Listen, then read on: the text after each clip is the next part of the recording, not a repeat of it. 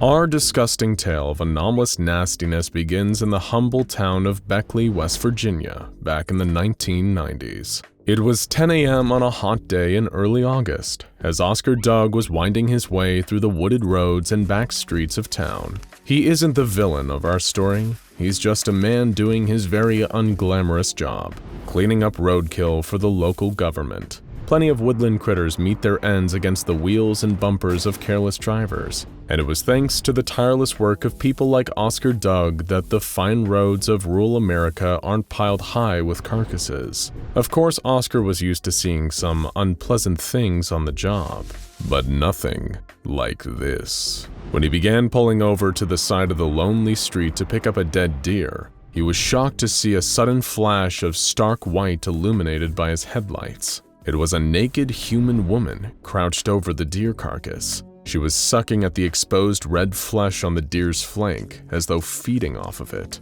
Flies circled around her in the hot summer air. The smell emerging from the deer carcass was unspeakable, but the woman didn't even seem to care. She just fed away with a crazed look in her eye. And even more disturbing was the fact that he recognized her. It was Mrs. Faber, a local eccentric who lived with her husband on a farm just outside of town.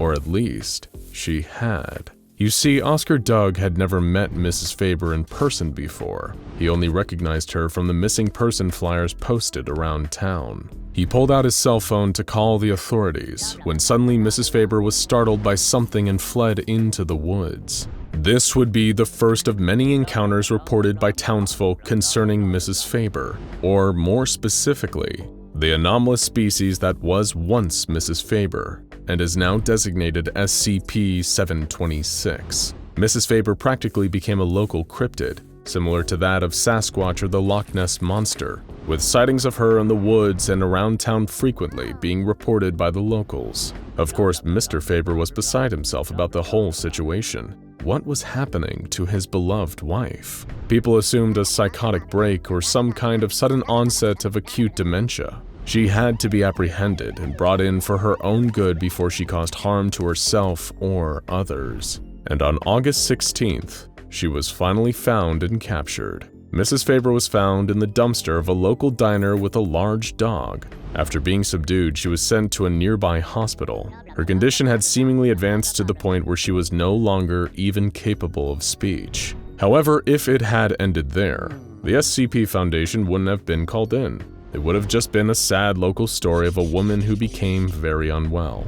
But that was only the beginning to the true strangeness behind SCP-726. Random livestock, like cows and pigs, were found across the town, behaving incredibly bizarre, exhibiting actions and traits uncommon of their respective species. And the most shocking of all was that the sightings of Mrs. Faber around town still didn't stop, despite her being actively held by a local hospital. Naturally, that's when the SCP Foundation decided to take control of the situation. They dispatched field agents to properly investigate and figure out what was going on in Beckley, West Virginia. That's when they discovered a peculiar commonality: maggots. You see, the behavior exhibited by the strange animals and by Mrs. Faber was not consistent with their own species, but they were incredibly consistent with the behaviors of the common botfly, a particularly unpleasant form of fly that sometimes lays its eggs in the bodies of still living animals. The anomalously affected entities exhibited insectoid movements,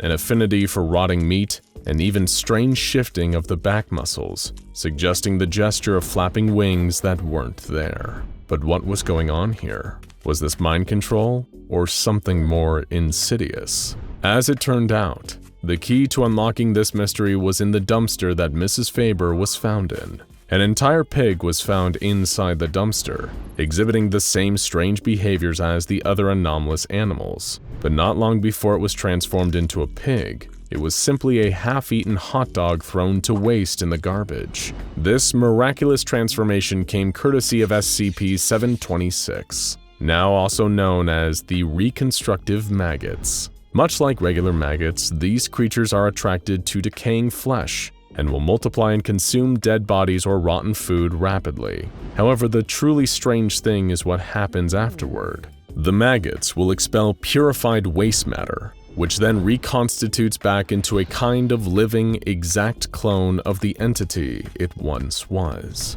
Well, exact in a physical sense. In a psychological sense, these clones are exactly like a mature botfly. The maggots that reconstitute these bodies die off almost immediately, but whenever two of these clones mate, with reproductive behavior often being inspired by the presence of carcasses or spoilt meat, they produce more eggs, which in turn release SCP-726 maggots and begin the cycle all over again. And fascinatingly, these maggots can reconstitute an entire clone from even a portion of the original creature, which begs the question, why were there seemingly multiple Mrs. Fabers sighted in and around the town of Beckley, West Virginia? Upon further investigation into Mrs. Faber and her husband, a terrible secret came to light. Mr. Faber had murdered his wife in a fit of rage and cut up her body before burying the pieces around the grounds of his home.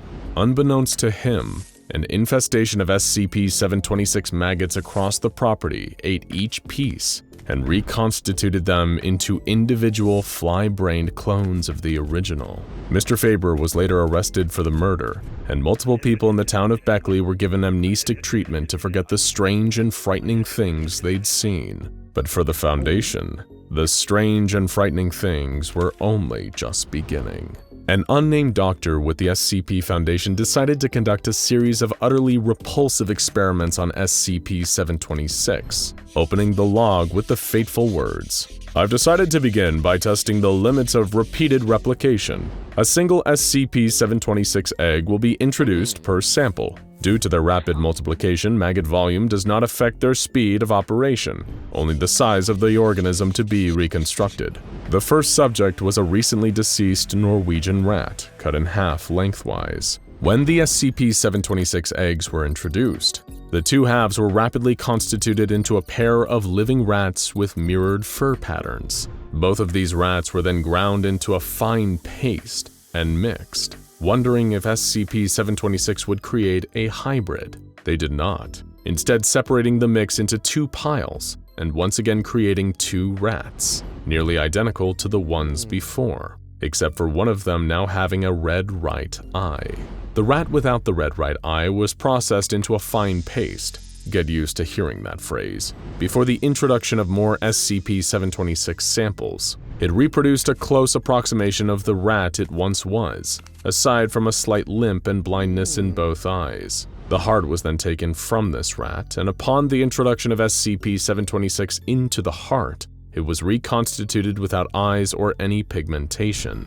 A note also mentions that the creature squeaked incessantly. The heart from this rat was then taken and cut in half before SCP-726 was introduced. The result was a pair of even more severely messed up eyeless rats. One could only walk in tight circles, and the other immediately attacked the first rat. The doctor noted that both physiology and insect behavior seemed to degrade with repeated reconstitutions of the same genetic material. Next, a scrap of flesh was taken from the hairless rat. The creature that reconstituted from this was hairless, eyeless, and limbless, and didn't successfully survive for long. A liver was found inside its brain case. But because this particular researcher hadn't spit in the face of God enough for one day, the tests continued. The liver from the brainless rat was given a dose of SCP-726, and the result was an eyeless, legless, limbless creature with a long, worm-like midsection, which quickly began to devour its own posterior before dying of blood loss. This dead rat was then put through 3 more iterations of testing. It first became a large, formless mass of tissue, and then a long, slug-like creature that takes in nutrients through its skin. After this, no more changes were recorded, as it had presumably reached its peak performance. The scientists decided to keep this creature for long-term observation, naming it Brundle, after the scientists in David Cronenberg's remake of The Fly.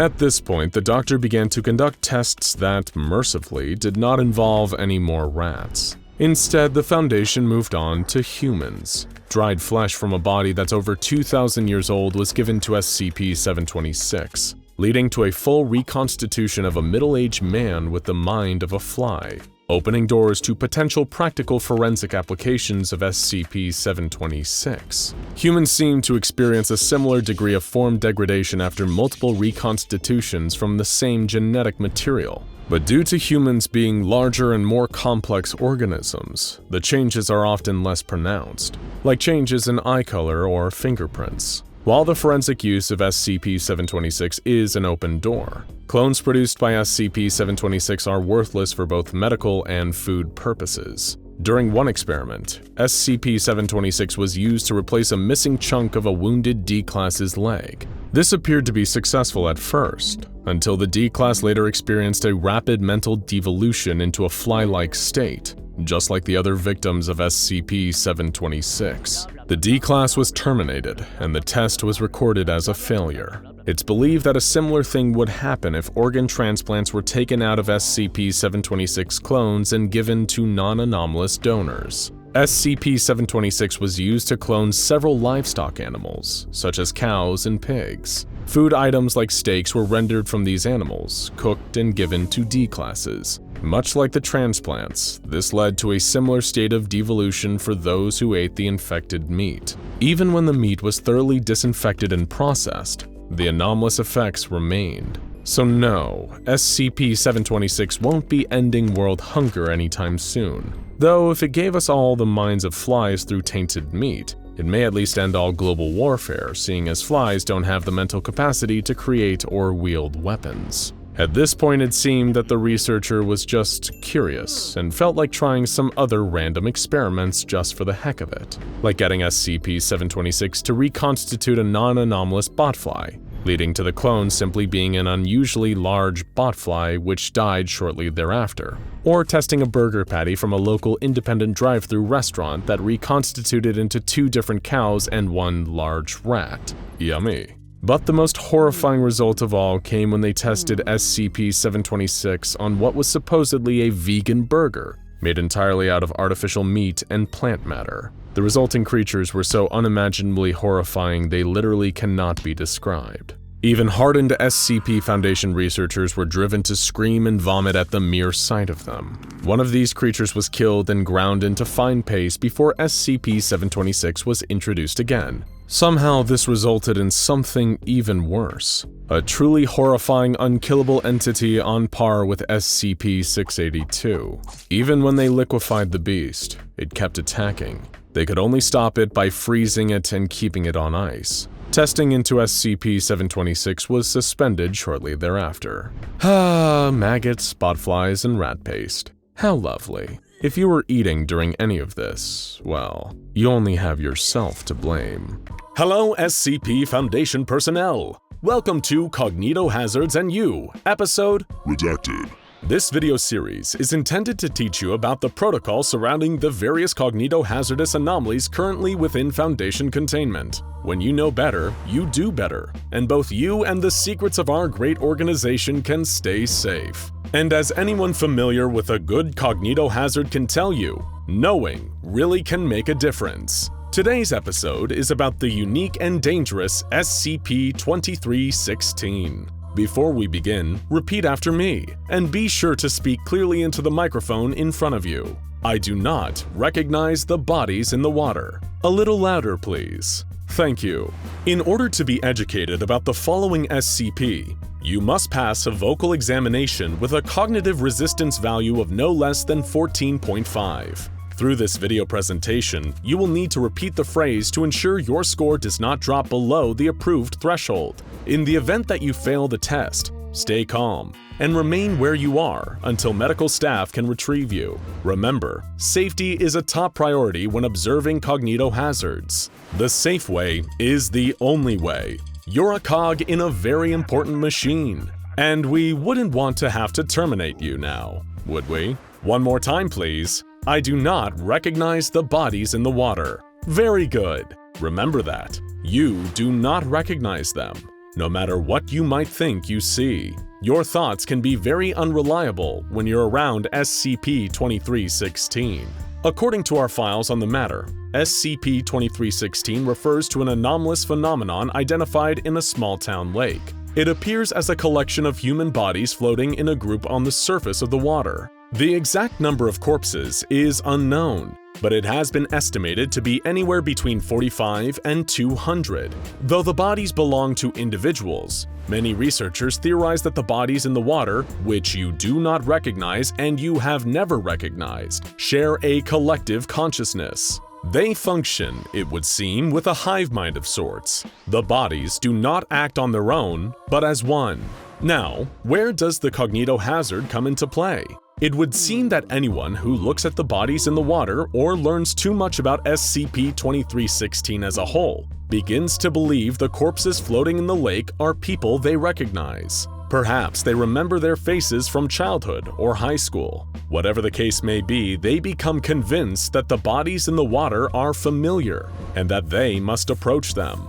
No matter how familiar they might seem, however, you do not recognize the bodies in the water. If a person attempts to enter the lake, reaching out to whatever instances of SCP-2316 they think they recognize, more bodies will begin to appear. The more bodies appear, the more familiar faces seem to manifest, and the deeper the person will venture into the lake. Eventually, the person is lost within the sea of bodies, likely drowning beneath the surface or simply becoming one with the hive mind, until they too are one of the corpses there. None of the individuals who wandered into the lake in search of an old friend or classmate have ever been recovered. There have been no attempts to search the lake for their bodies, as it is unknown what effect SCP-2316 would have on the team assigned to such a task, though we can guess that the outcome would likely be extremely negative for all involved. Those who do venture into the lake simply disappear, never to be seen again. If you look too long at the bodies in the lake, perhaps their faces would surface alongside the rest. But it's best not to think about that. After all, we do not recognize the bodies in the water. Foundation personnel are not allowed to approach SCP-2316 under any circumstances. The lake is only permitted to be observed via dummy probes outfitted with video and audio recording equipment. No one is permitted to observe any footage or audio files collected unless they pass through a screening for resilience to cognitohazardous anomalies. The lake that holds SCP-2316 has been fenced off and is patrolled by guards with no prior knowledge of or exposure to SCP-2316. Anyone who attempts to approach the lake and break through the boundaries of its quarantine will be seized and taken to Site-33 for examination. Anyone who comes within 50 meters of the lake is considered lost and presumed dead. Repeat after me slowly and clearly into the microphone. I do not recognize the bodies in the water. Good! I almost believe you. Let's continue. Only one Foundation officer that entered the lake containing SCP-2316 was ever stopped before they could be lost. Their name has been stricken from any official records, and you do not need to know it. Their identity does not matter. What matters is the interview they gave following the incident, conducted by Dr. Harrison in his office. Dr. Harrison asked the anonymous officer if they felt compelled to enter the water by an invisible force, as if pulled in.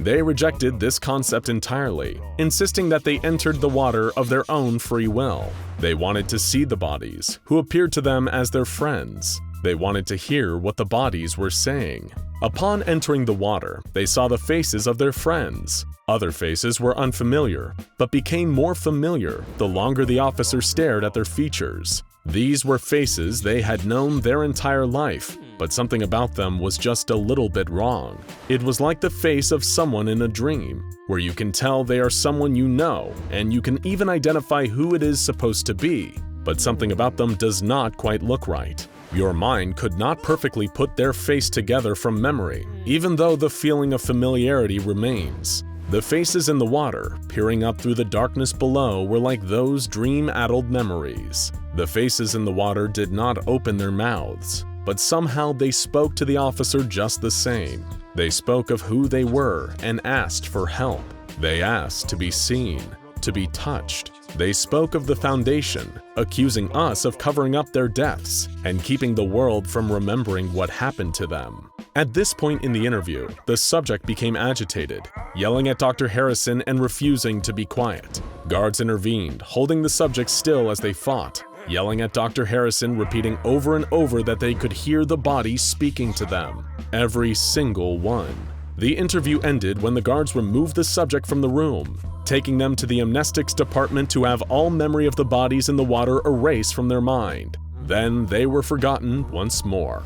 I do not recognize the bodies in the water. Did you repeat it? Good. We do not recognize the bodies in the water. We can't. The motivations of SCP-2316, if it has any at all, are largely unclear. There are those on the research staff that theorize the hive mind or collective consciousness of the bodies is not malevolent in nature. It is, they believe, simply trying to make sure that a tragedy that occurred in that lake is remembered. Perhaps many lives were lost to an anomalous force in that lake, and the impact of that massive tragedy left behind an impression on the location. This impression manifests in the form of bodies, spontaneously appearing in an impossibly well-preserved condition. The cognitohazard of SCP-2316 is not intended to kill anyone or take them, but rather to force strangers to remember the people who lost their lives to the lake. This sense of familiarity, whether it is false or not, ensures that the dead will not be forgotten or left alone. After all, no one deserves to be left alone. Though there have been lives lost to the cognitohazard according to the Foundation, it is understandable why the bodies would want to be recognized. To have someone, somewhere, know who they were. To have someone remember their names. Jeremiah Feynman, Arthur Scott, Denise Clark. Where was I? Oh yes. Repeat after me once again. I do not recognize the bodies in the water. I do not recognize them. I do not. But that's a lie, isn't it? I do recognize them. How could I not? I know them. They're my friends. Do you recognize them? Look at their faces. Don't fight the memories. Look into their eyes. The class of 1975. They were supposed to graduate that fall. They were just kids. Group of innocent kids lost to the dark and deep. What happened to them? I can't quite remember, but I know that it mattered enough for the Foundation to keep the secret, and I know that somehow I survived, but I shouldn't have. I should be there with them. I should be there. There isn't much time. I can hear the guards coming to retrieve me, their footsteps thundering down the hall. I failed the test and the alarm has gone off. They think I'm lost, but I'm not. I've never been less lost in my entire life. I've finally woken up to the truth. I remember. I have to go. I have to return to the lake. Fall of 1975, they went for a swim. My friends, they're calling to me. I can hear them so clearly even from so far away. Their cries for help ringing in my ears, their voices curling around me, pulling me to the edge of the water. The guards will come for you too. They'll know you've seen this. They'll call you compromised. They'll say I succumbed to the effects of the cognitohazard. They'll say you did too. You'll fail their little tests, and they'll say that makes you weak and broken, but you cannot listen. They're lying. It's not a hazard. It's a scream for help. They're screaming, and the Foundation keeps covering it up. They won't let us find them, and they won't tell us why. I have to go back so we can be together again. There are signs posted all around the lake. Danger, drowning hazard. Those are a trick. It's to keep me out, to keep the truth from me. The barbed wire fences around it, it's just another trick. I'll climb over it, rung after rung. I don't care if the barbs tear my clothes or pierce my skin. It's worth it for the truth, for the memory. And once I've climbed to the top, I'll be able to see. There, through the fog, I can see their faces. Their lips parted in a constant cry. Their eyes wide looking for me. My friends, my family, every face unlocking a memory long buried. I know them all, and I must go further. I can't turn back now. I have to wade into the water, let its chills soak into my clothes, down to my bones. One step, then another, deeper and deeper. The water lapping at my ankles, my knees, my thighs. The deeper I go, the more sure I will be that this is where I belong. The water will engulf my chest, my neck, until my feet no longer touch the ground. I will be lost in it, water flooding into my mouth, pouring into every opening. I will let my body sink down, down, down to the bottom, where they've been all this time, nestled in the dirt and the dust. They've been so patient, but it's finally time. They're ready to be remembered, to be seen, to be found. They're waiting for me, and they're waiting for you too. Can you hear them? I'm going now. You have to find me. You have to follow me. Don't let the guards stop you. Don't let them wipe it all away from your mind. Fight, break free, and find the lake. Hop the fence, make your way into the water. You can't leave me there to fade away floating in the cold with the rest. Can you hear us? We're waiting. You edge the poolside, chlorine-stenched air filling your nose, the sound of splashing and lifeguards whistling bouncing off the indoor pool facility walls. The water ripples, family and friends egging you to cannonball in, the pool almost beckoning you to jump with its suggestive waves. Yet there remains an underlying fear, one that brings your hands to your face and causes your teeth to chatter, even as the pool, clear as glass with chlorine, hides no secrets. A monster, some teeth-gnashing megalodon ascending from the depths of extinction, Leviathan curling its barbed tail to strike its prey at any moment, or even some vast, unknowable force, ancient as Earth, hardly comprehensible to human minds, waiting, dreaming to breach the surface. No matter what form this gargantuan, invisible monster takes, you know one thing. Once you jump in, you will not return to shore. You take a moment, recompose yourself, and laugh off the fear. Maybe a product of too much research on the bloop, that deep ocean sound continuing to confound scientists as to its cause. Or maybe too much binging infographics videos on sea monsters, krakens and Loch Ness monsters, mysterious globsters cast onto shores throughout America. Whatever the origin, the thought seems ridiculous to you now, and your fears regarding invisible sharks stalking the pool perimeter escape your mind as you hurl yourself into the water. SCP-1128. In the vast archives of a hidden site, stuffed into a drawer amongst uncountable horrors like it, the SCP Foundation holds a description of a vast, unfathomable horror that'll make you more suspicious the next time you pass a pool, lake, or even a bathtub or puddle of water. SCP-1128 is a gigantic aquatic monster lurking in waters unknown, and that's all the Foundation will let anyone not assigned to testing know about it. While the Foundation has never shed away from those Moby Dicks of the deep, including the several thousand-kilometer-long arthropod SCP-169, and has even utilized such predators in the past for their own benefit, like the lengthy beast SCP-3000, SCP-1128 poses a unique challenge. Anyone who knows of its description beyond surface-level details will fall under the anomaly's effect. The representation you see now is merely an artist's interpretation of the basic prompt. The Foundation, of course, had to discover the monster's effects in the first place. The chain of communication becomes foggy, but a tip from an unknown source alerted the Foundation to the monster's existence and details regarding its manifestation. One man who had stumbled upon the entity's full description started developing acute thalassophobia, the fear of large bodies of water. Not bodies in the water, mind you. The man refused to relax on the beach or fly overseas, claiming he could see the monster's dark silhouette lurking underwater, ever scouting for him. This eventually extended to even closed bodies of water, like lakes, ponds, and pools, still insisting that the creature swam under the surface, trailing him wherever he went. His friends dismissed him as crazy, and he too believed he had fallen under some hysteria. He decided to take a nice, warm bath to soothe his mind and ease his troubles. He turned on the faucet and let the tub fill up. He put on his best bathing suit, ready to calm his anxiety once and for all. This had been plaguing his mind for far too long, and he was ready to rid all the negativity surrounding this phobia. Basically, he was sick and tired of being sick and tired over the idea of it all. He mustered up the courage, and with the anticipation to just simply relax, he took his first confident step into the tub. He paused for a moment, and breathed a sigh of relief. He picked up his other foot and stepped fully into the bath.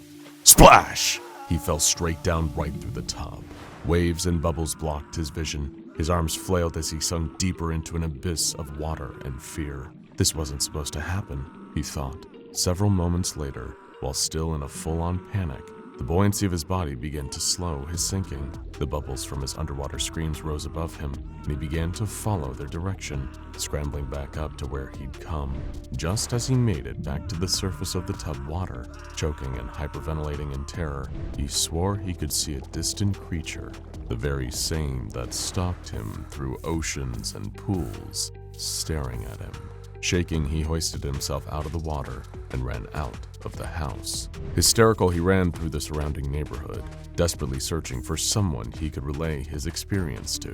Blinded by fear, he neglected to spot a puddle in the middle of the road he ran on. He raised his foot, arched forward, and landed straight into the seemingly shallow water. Splash! Again, he found himself completely submerged and drowning. After a minute, he did emerge from the puddle, but not in one piece. Knowledgeable of this incident, the Foundation set about expunging any traces of the monster's description from the world, physical and digital. The description had low distribution according to the results of Foundation web crawlers, but this hardly stopped the Foundation's endeavor.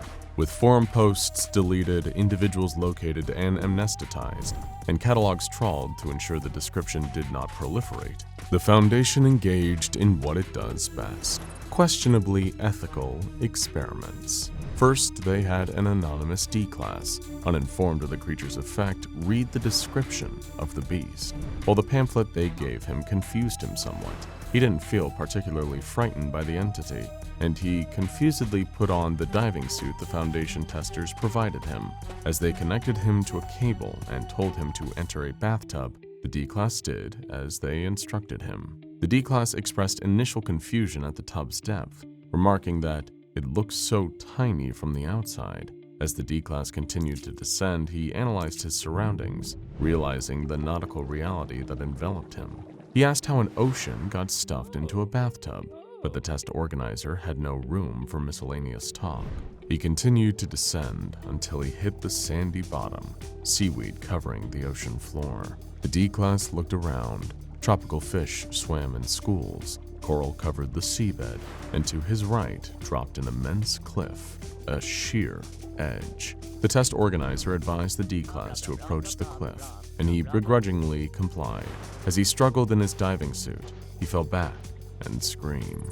SCP-1128, the aquatic horror, swam distantly, gracefully even, and paid no attention to the D-class so fixated upon it. He realized that the creature matched the one he read on the pamphlet, and almost complained about this when he saw a blue whale swimming alongside SCP-1128. Compared to the monster, the whale looked like a guppy. The whale glided in front of SCP-1128's jaws. The monster remained tranquil, stared at its prey, and bit the whale in two with one chomp. Its teeth glistened in the water. The test operator requested the D-class to pull back, and as the cable began to draw him toward where he came, the D-class stared at the creature, swallowing the chunks of whale whole. The D-class's eyes remained fixated on the creature, partially in fright, partially in awe. He wondered how ocean trawlers hadn't discovered such a giant beast yet, with the world effectively under 100% surveillance, something the D-class knew far too well as a convict. Yet the D-class recognized, and if not comprehended, partially understood the ocean's vastness and mystery. The dark depths reveal no inkling as to their contents, and a creature like a giant squid or the coelacanth can remain in hiding for centuries, if not millennia. It held him in wondrous thought to consider the vastness of the depths. When SCP-1128 stopped and stared at the D-class, this feeling of wonder was quickly replaced with fear. As the creature approached, the D-class pleaded with the test operators for help. As the test operators accelerated the rate of the cable returning, the D-class took short, shallow breaths, filling his body with dangerous nitrogen as he ascended, further impairing his judgment. He had devolved into gibberish and screaming when, face to face, the monster consumed its prey. The cable went slack, and the test operator pulled up only a broken wire, snapped, the water turning a cloudy red. The test operator knew that the unprotected D-Class had no chance at survival against the monster, but he could potentially arm and shield them. He had another similarly ignorant D-Class once again dress in a scuba suit and enter the tub. However, the test operator placed the D-Class within a shark cage, a la the movie Jaws, and lowered the cage in with another cable and winch system. While unsure how this would fare with SCP-1128, the test operator remained hopeful that the D-Class could survive and recount his story. Unfortunately, as the cage lowered into the tub, the test operator received no response from the D-Class until the line spontaneously tightened, snapped, and loosened. Hoping to find the D-Class's remains, the test operator only found shredded pieces of metal, torn and twisted like taffy. The test operator decided that he could utilize the Foundation's arsenal to his advantage and used an anomalously toughened shark cage in his testing, perhaps using an anomaly like the clockwork machine SCP-914. He gained approval from his higher-ups to undergo this procedure, and after some testing, behind a shining, strong-as-titanium shark cage, which he placed another D-Class within. Hoping for a success with the monster, however, proved unsatisfactory, as the same thing happened as the previous test, only without any sort of metallic remains. While bitter that the monster had won again, he wondered where the cage had landed. Meanwhile, Foundation forces labored tirelessly to find SCP-1128's location, hoping to avoid any civilian contact with the creature. Luckily, a GPS signal established itself upon the most recent D-Class's test, with the tracking device on the D-Class signifying the monster's general location.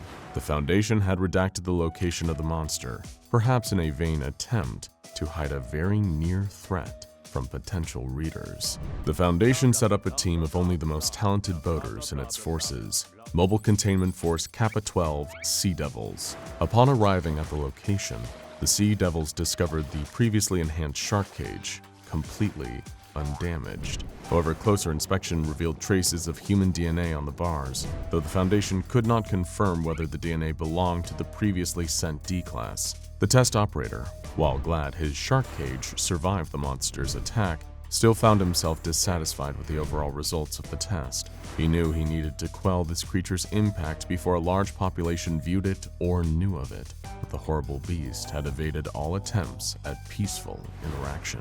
Perhaps with a madness not unlike Captain Ahab yearning for the death of his white whale, the test operator armed a D-Class with a specialized weapon, designed to deal with aquatic threats promptly. This weapon, potentially another of the Foundation's precious arsenal, could potentially harm, if not kill, the creature. While he knew the Foundation's mission statement forbade unnecessary destruction, the test operator felt it may turn necessary if matters turn any worse. Thus, he sent his armed D-Class through the tub once more, ready to engage the beast in combat. The attempt, as one may expect, did not last long. The D-Class, upon spotting the creature, aimed his weapon at the monster and attacked it, but rather than drive the creature away, it only turned intently upon the D-Class, as if it desired a fight. The D-Class barely managed to scrape SCP-1128 before the creature devoured the D-Class, leaving the test operator once again empty-handed. Defeated and without any more resources to deal with the beast, the test operator ceased his attempts at besting the creature and followed the Foundation's more cautious approach, expunging any publicly found descriptions of SCP-1128 as needed and diverting any vessels away from the anomaly's exclusion zone, as maintained by the Sea Devils. While the creature had proven treacherous in unexpected situations prior, engulfing the man who first heard the creature's description in a rain puddle, researchers could hardly expect what would transpire. A D-Class, afflicted with the monster's effect and observed for testing, avoided all bodies of water as required. Eventually, however, the D-Class needed to interact with some kind of water, drinking water. In a choice between a little water exposure or certain death, the D-Class felt inclined to choose the former. He filled his cup with water and, for fun, placed his finger into the cup, dropping it into the water. SCP-1128, unseen from the outside, violently pulled the D-Class through the cup into its watery domain. The D-Class had not a chance to scream. This alarmed containment staff, now cognizant that even the tiniest specks of water could transport an afflicted person into SCP-1128's ocean territory, This proved particularly strenuous when a new report of a potential SCP-1128 manifestation arose. An old woman, isolated with her cats and knitting supplies, found an article online with a description of the monster. Frightened and disgusted by what she read, she closed the article and continued on with her monotonous life. Such a life would take a turn for the worse, however, when she too developed that all-encompassing water-based fear. Her apartment overlooked an outdoor pool, and one day looking outside, she swore she could see that same dark silhouette as the man did, lurking in the water among kids and parents playing. She swiftly closed the window curtains and taped the seams shut, allowing no light to peek through. Eventually, this paranoia affected her hygiene, neglecting showers and baths for fear of the creature's wrath. She swore she could see the silhouette in any individual droplet of water. Her skin began to flake as she avoided water as much as humanly possible, cracks developing on her arms, legs, and face, inflaming into rashes and itches. Her scratching further increased the flaking. She even eliminated water from her diet, sealing the faucets with duct tape and consuming exclusively orange juice. She threw out her cat's water bowls, dehydrating them. They pleaded with her as she continued to devolve, avoiding any contact with the outside world, even as it attempted to contact her. Eventually, a concerned neighbor contacted the local police concerning the situation, and the case caught the Foundation's radar, recognizing the symptoms of a potential SCP-1128 infection. A mobile task force disguised themselves as civilians to enter the apartment building and potentially interfere with the woman's condition. They entered the complex, climbing up the stairs with barraging equipment for forced entry, as would prove necessary to use to enter the woman's apartment. She had nailed the door shut with wood and sealed the cracks along the sides with plaster in an attempt to keep out any water vapor. She had similarly blocked the window with wood planks. A horrid miasma of dead skin and citrus filled the apartment, the old woman soaking it in, ever avoiding the dreaded monster. The Foundation task force attempted peaceful entry, knocking on the door and asking if anyone lived in the apartment. The woman couldn't speak if she wanted to. Her throat had dried to near silence, save a croak. Suddenly, the task force and the woman heard a rumbling noise outside. Thunder, rain. The woman panicked and yelped, "Don't come in here," in a froggy voice. The task force eventually decided they needed to use their equipment and entered via barrage. The door collapsed and an immediate dense air clogged the task force's sight, blinding and choking them. The woman shrieked and backed against the window inadvertently. The task force insisted they were here to help the woman, but she simply heaved heavily, saying something unintelligible in that dry, cracking voice. The rain began pounding on the window, patter, patter, patter, as the task force attempted to gain hold of the woman. She resisted their movements, moving around the room while the task force intentionally avoided violent confrontation. The rain grew in its intensity as the woman continued running around her apartment, tripping over her starved cats. Eventually, she fell back onto the window, at which the boards blocking it fell onto the floor, exposing the pouring rain fully. She screamed as she saw the silhouette of the monster staring at her in every individual raindrop. One drop landed on her skin, and she violently vanished, pulled into a minuscule speck of water. The task force collapsed from exhaustion, perhaps dreading their inevitable amnestic treatment following exposure with an SCP-1128 afflictee. Yet they couldn't help but wonder what the old woman saw in a single speck of water that could cause that degree of fear and paranoia. The kind of fear only caused by entire oceans condensed into a single droplet. Besides the monster, what else did she see in those multitude of droplets? The fish that populated the sea, the whale carcasses left behind by SCP-1128, the sea devils viewed from below, drifting on the water unsuspecting. Just as one may view a grain of sand and see the Sahara, she too saw that raindrop and viewed an ocean entire, along with whatever malevolent creatures inhabit it. One may have more sympathy for the child, reluctant to jump into the pool water, knowing not necessarily that something inhabits that body of water, but that the body belongs to a cycle much larger than itself, larger than any sea or ocean, and the only thing that can traverse that cycle is a monster, a creature like SCP-1128. The task force went back to their local site to report what happened during the incident. Like so many incidents the Foundation deals with, the sum total of those that risk their lives for the greater good is a couple memory-erasing syringes and another update to documentation. A description of SCP-1128 remains in a stuffy locker, lurking in wait among other horrifying stories in the SCP database's Sea of Terror. Just like that test operator that attempted to best the monster, could the Foundation's attempts ever surmount the possibility of another person being afflicted? Could they conquer the sea? In a member of that task force's dreams, they perceive a dark blue ocean and the distant black shadow that resides within. And from this ocean, they can view the bathtubs, sinks, pools, puddles, cups of water, and rain droplets of the world, seen from below. Although they know not what SCP-1128 looks like, they too experience the fear it summons among those that do, the paranoia, the fear.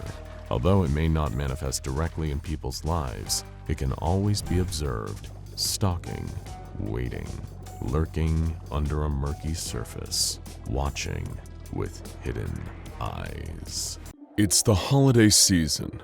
Outside it's cold and there's snow blanketing the ground, but inside you're warm and gathered around the light of a roaring fireplace and a glowing Christmas tree. This is what Christmas is all about: warmth, joy, and togetherness. But just because you're comfortable doesn't mean you're safe. You were so busy opening presents and stuffing yourself at dinner that you didn't notice the face pressed up against the window.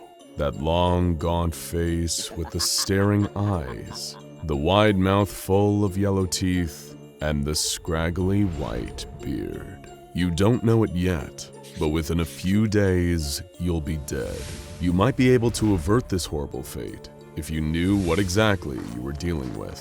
SCP-4666, also known as the Yule Man, a Keter-class Christmas monster so violent, sadistic, and terrifying, he makes Krampus look like Jolly Saint Nick.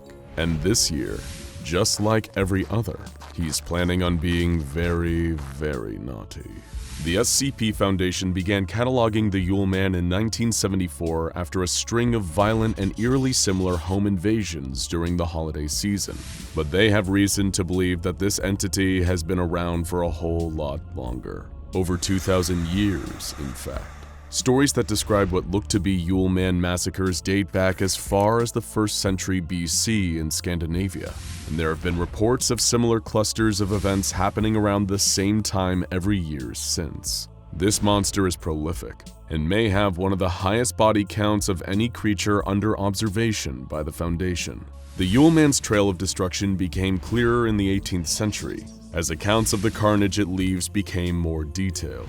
Later still, authorities even managed to find physical evidence like the Yule Man's fingerprints, which are similar to human fingerprints but display a distinct double whorl pattern not seen in human fingerprints. Much about the anomalous nature of the Yule Man is still unknown though, and the Foundation has yet to discover an effective way to contain it. Their only hope is intercepting it before it can get its long, gnarled fingers on its intended prey. Maybe you're feeling worried, or that you're being watched. You have good reason to be afraid, because during his yearly active period, the 12 days between December 21st and January 2nd, he's always searching for prey. Nowhere is safe, because while it was initially believed that he only appeared to those who live north of 40 degrees latitude, it's now believed that much like Santa Claus, the Yule Man operates worldwide. Anyone could be in his sights right now, blissfully unaware of the nightmare coming down the tracks towards them. Thankfully, the SCP Foundation, through analysis of these attacks, which are known as Weihnacht events, they've been able to find certain patterns. But first, what does the creature known as the Yule Man even look like? Much like SCP-096, the Yule Man is a long and lanky humanoid, standing about 2 meters tall, who resembles an emaciated human of European descent, and never wears any clothes or other coverings despite the frigid temperatures he operates in. You might be sad if you're spending Christmas alone, but it at least guarantees you safety from the Yule Man. as he only appears at the homes of families with a child under the age of 8 present. He also seems to favor isolated and rural locations, and Weihnacht events only occur when there's a healthy covering of snow on the ground during the event, hence the name, which means White Night in English. It's also vital that you recognize the 3 distinct stages of a Weihnacht event too, or you won't be seeing much of the new year. The first stage occurs during the space of a week. Children in the home might start to seem worried or afraid. They might tell you that they see something strange in the distance. The figure of a man they don't recognize, standing just far enough away that you can't fully make him out, except that he's really tall. Of course, you probably won't see anything, and your instinct will be to tell them there's nothing to be afraid of. Even when they tell you, through tears, that there's a man pressing his face up against their bedroom window at night. But they are right to be afraid, and you should be too. Already at this point, your only hope is to try and spread the word as soon as possible. Report the incident to the local police, write about it on Facebook, tweet about it, whatever it takes. The SCP Foundation has operatives trawling the internet and monitoring police reports constantly during this period, especially for reports of mysterious men in the snow watching homes from a distance. Getting the Foundation's attention is your best hope of stopping this thing. And if you don't, next comes Stage 2, taking place between nights 8 and 11 of the active period. No longer will the Yule Man just be lurking on the periphery. Now he's getting closer. You'll start to hear strange noises in your attic or on the roof. Noises that sound almost like footsteps. That's crazy, you think. It's probably just an animal. But then the smell starts. An awful rotten stench that fills the house. But no matter how hard you look, you can't find the source. Finally, on the last night of December, you'll tell yourself that you'll take this matter to the police. But of course, it's already too late. The Yule Man is here for the 12th night. The Weihnacht is finally upon you. At this point, one of 2 scenarios will happen. In the first, you and your entire family will be tortured and murdered, except the youngest child, who the Yule Man will kidnap. The SCP Foundation keeps files on a number of notable instances of this kind of Weihnacht, and the details are truly gruesome. Reports of incidents have involved crucifixion, the removal of tongues, burning, dismemberment, post-mortem bite marks, and decapitation. In all instances, though, the entire family was killed except the youngest child, who simply disappeared. The Yule Man is a merciless and sadistic beast. You're now probably wondering, if that's the first of 2 Weihnacht possibilities, what's the second? In the second, if you're tremendously lucky, you and your family will survive. But that doesn't mean you won't face a grisly experience. In this scenario, which occurs during about 15% of Weihnacht events, you'll hear footsteps throughout the night, but thankfully you wake up alive. And when you do so, there are gifts waiting for you. The problem is, all these gifts are made out of human body parts. For example, in 1976 in Canada, one family received the gift of a ball made from a severed human head wrapped in skin. In Kazakhstan in 1903, a family received a flute made from a hollowed-out human femur. And in the Netherlands in 2003, a family received a wooden hairbrush covered in human teeth ranging from 400 years old to a mere few days. These gruesome gifts are referred to as SCP-4666-A, and it was one of these gifts that gave us the best insight yet available into the true nature of the Yule Man. Several gifts were dropped off at a family's residence in Hoonah, Alaska in 2018, but most notably among them was the horrific SCP-4666-A-0960, a life-size doll made from a human body with its eyes removed and mouth sewn shut. Worst of all, though, was that the girl was still alive.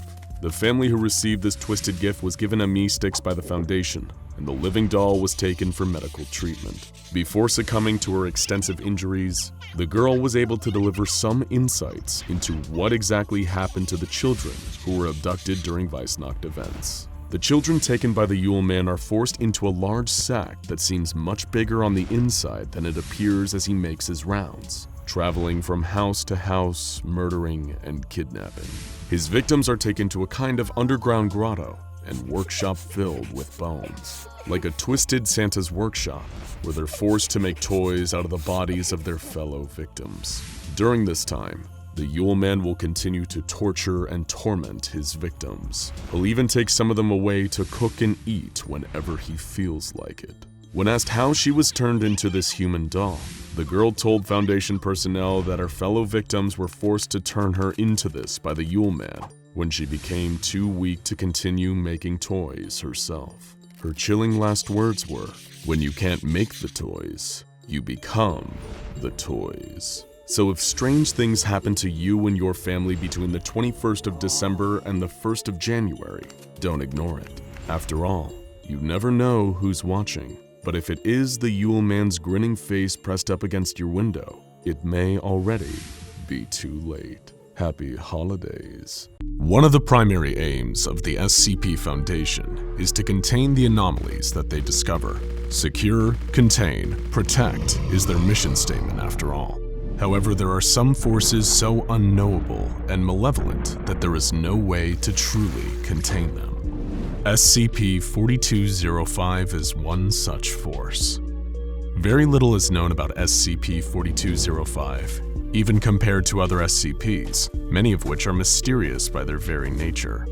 We do not know what it is, we do not know what it wants, and we do not have any meaningful way to stop it. The best that can be done to protect yourself from it is to implement the few known preventative measures available and pray that it doesn't set its sights on you.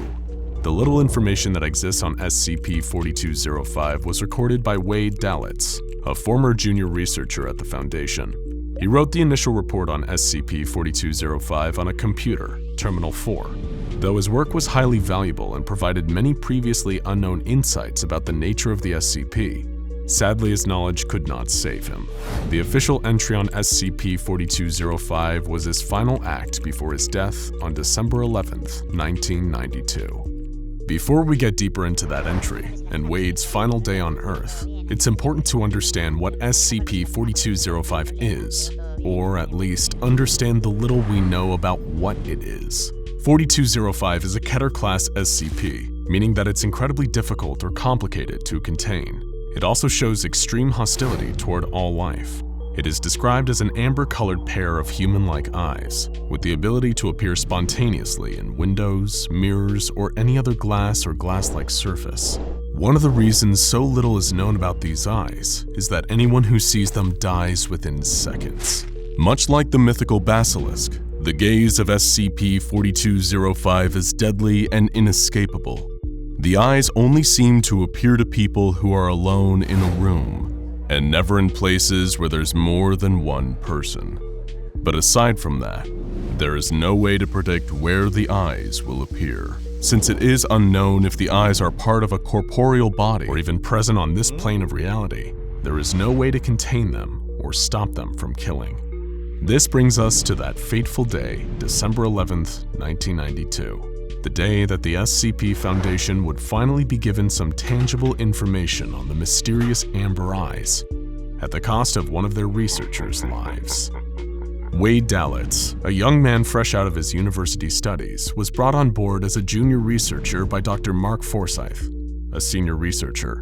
Dr. Forsyth recruited Wade after giving a guest lecture at his university, and being impressed by Wade's keen observational skills, thirst for knowledge of the unexplained, and determination to understand that which seemed to defy explanation. After Wade graduated, he was recruited by Dr. Forsyth and given the position of junior researcher at the SCP Foundation, where he assisted Dr. Forsyth, now a site supervisor, in his research.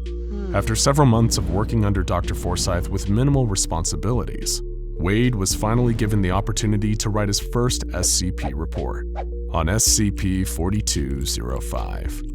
Following some initial documented appearances of 4205, Dr. Forsyth approved further research into the anomaly, with Wade appointed as the lead researcher on the subject. According to Wade's entry, he was responsible for the discovery of SCP-4205 when he spotted the anomaly in a window, though later reviews of security footage determined that he was not the first person to observe the eyes.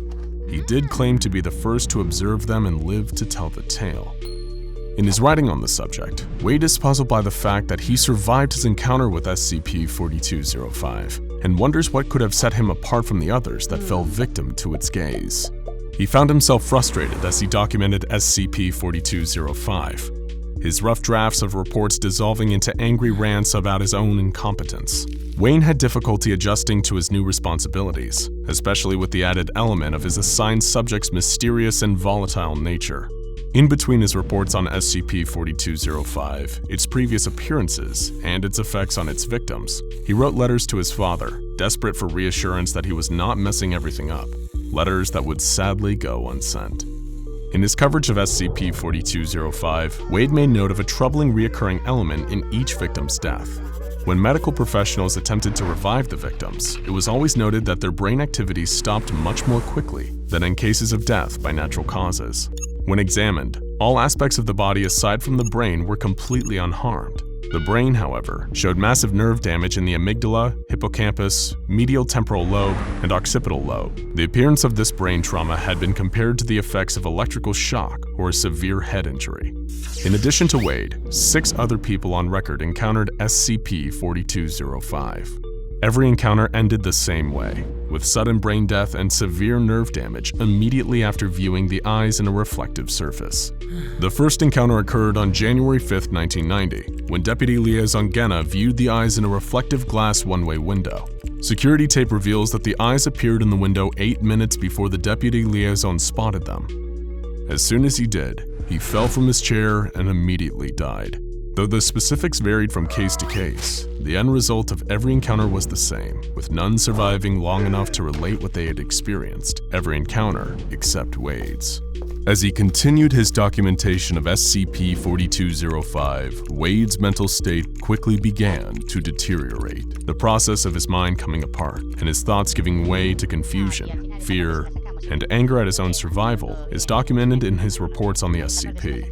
He agonized over the questions of why he was able to survive gazing into the eyes of SCP-4205 when so many others had not. The question consumed him until he was unable to eat, sleep, or do anything but obsess over the SCP he was tasked with researching. As he became more agitated, he began to write about the eyes appearing to him again. On one occurrence, he attempted to touch them, and described the sensation like touching a balloon to your arm after it had been charged with static electricity. He continued to report seeing the eyes. The worst was when trying to sleep, during which he was overtaken by violent sleep paralysis and plagued with visions of the amber eyes. The only comfort Wade seemed to find was in memories of his loved ones. He wrote about his mother and his father, even as their memories grew foggier to him. He also mentioned a man by the name of Theodore Quayle, who he claimed was a researcher at the Foundation. Later fact-checking determined that this was not the case, and that Quayle must have been someone from Wade's past. He wrote about Quayle wistfully, mournfully, with words of love and loss, tormented by the sense that he was losing his grip on reality and everything he once held dear. As Wade descended deeper into a hell inside his own mind, he continued to mull over the questions of SCP-4205. Was there more to it than what was visible? Did it have a body? Why had he survived the encounter with it? And what did it want from him? He decided that those who had perished immediately were the lucky ones. They had escaped the torture that had overtaken his life. The eyes were everywhere now, watching him even as he attempted to unlock their secrets on a Foundation computer. He spoke to the eyes at one point, but refused to write down what they said to him. His last entry, his last thought, was a plea for Theodore Quayle's embrace. There is no more written about the research or about the eyes, only a simple, desperate need for a comfort that is long lost. Now is the part of our story where terror meets tragedy. Contrary to what Wade thought, and what was recorded in his final computer entries, he did not survive his brief brush with SCP-4205. The truth is that he spotted the amber eyes in the glass above his terminal monitor while recording the entry and died seconds later. Though his death was swift, it felt agonizingly slow, as revealed by his descent into panic and paranoia recorded in his writings. The entries recorded as a result of the connection Wade in the computer, his physical contact with it at the moment of exposure to SCP-4205's anomalous effects, allowing the terminal to archive his final thoughts before he succumbed to the deadly nature of the eyes. The entries were never physically typed, but rather jumped from his dying mind into the mainframe. His entries, the echoes of a dying mind, offer a glimpse into the way that SCP-4205 kills its victims. In the seconds leading up to death, The amber eyes fast-forward a person's mind, feeding on the electrical impulses that it gives off as it speeds through what seems to be days of fear and of a loosening grip on reality. The death may be swift, but the suffering is long.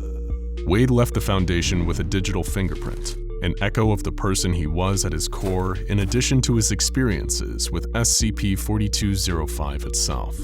Wade spent his final moments terrified for his life, dreaming of a father that he missed and a long-lost love from his college days. His sacrifice must not be forgotten, because no one ever survives an encounter with SCP-4205. His documented final moments are the only first-hand account in existence. Junior researcher Wade Dalitz gave us a gift in death. He allowed the SCP Foundation a glimpse into the true horror of the Amber Eyes and a reminder of what they are capable of stealing from us. So be careful of windows, mirrors, screens, and all reflective surfaces. When you look into them, you never know what you might see looking back.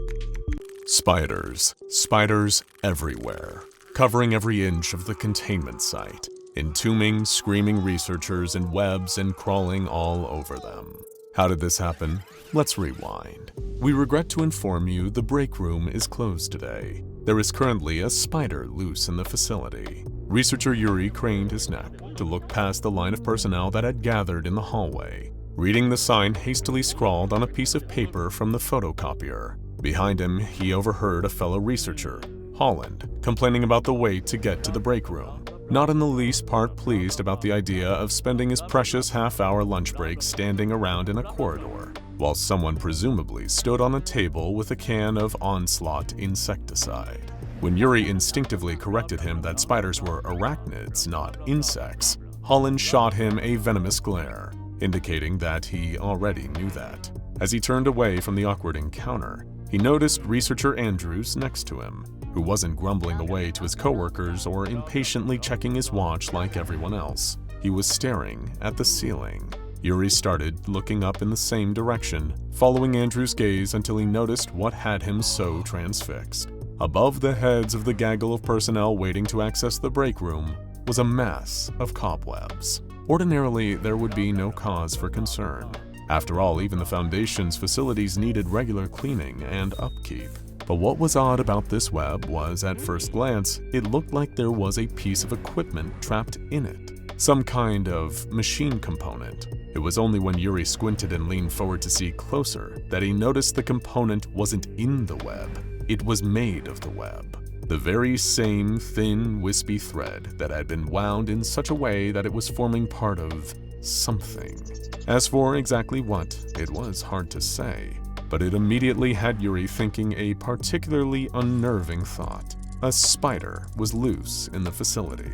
The sign did not specify what kind of spider, and the odd web above seemed to indicate that it might well have been of the anomalous variety. Leaving the complaining personnel to stand around wasting their breaks, Yuri ducked down an adjacent hallway and started scrolling through the contacts on his phone. He read a file on an anomaly that caused ordinary everyday objects to suddenly transform into angry spiders, and a close respected colleague of his, Agent McGuire, worked closely with the mobile task force responsible for containing these agitated arachnids. Hearing McGuire answer the phone, Yuri immediately asked him about the current state of SCP-3023. McGuire very passively told him that everything was normal, and that no new instances had been reported in the region. SCP-3023 seemed to only affect a very specific area of central Germany, right in the middle of Hanover, Leipzig, and Kassel. Then, Yuri asked if it was possible for an inanimate object to suddenly turn into an angry spider anywhere outside of that area. For example, in the break room. Immediately, his brain conjured up the image of the billiards table with 8 spindly spider legs erupting out from beneath its green surface, angrily crawling all around the room, waiting for the break room door to open and all the impatient personnel to come flooding in. McGuire told him what SCP-3023 instances did to any living thing they came into contact with, and it sure wasn't pretty. From the other side of the line, Agent McGuire reassured researcher Yuri that there had never been any reported instances involving SCP-3023 outside of Germany.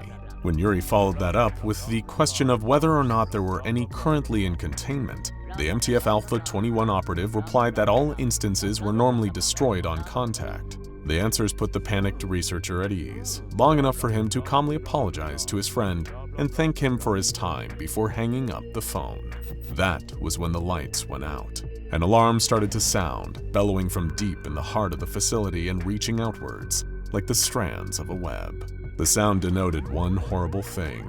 There had been a containment breach. As the blood-red emergency lighting blinked on, Yuri rushed back the way he'd come, expecting to see the same huddle of personnel near the break room, expecting one of them might know exactly which SCP had made it out of containment. The sight waiting for him was far worse.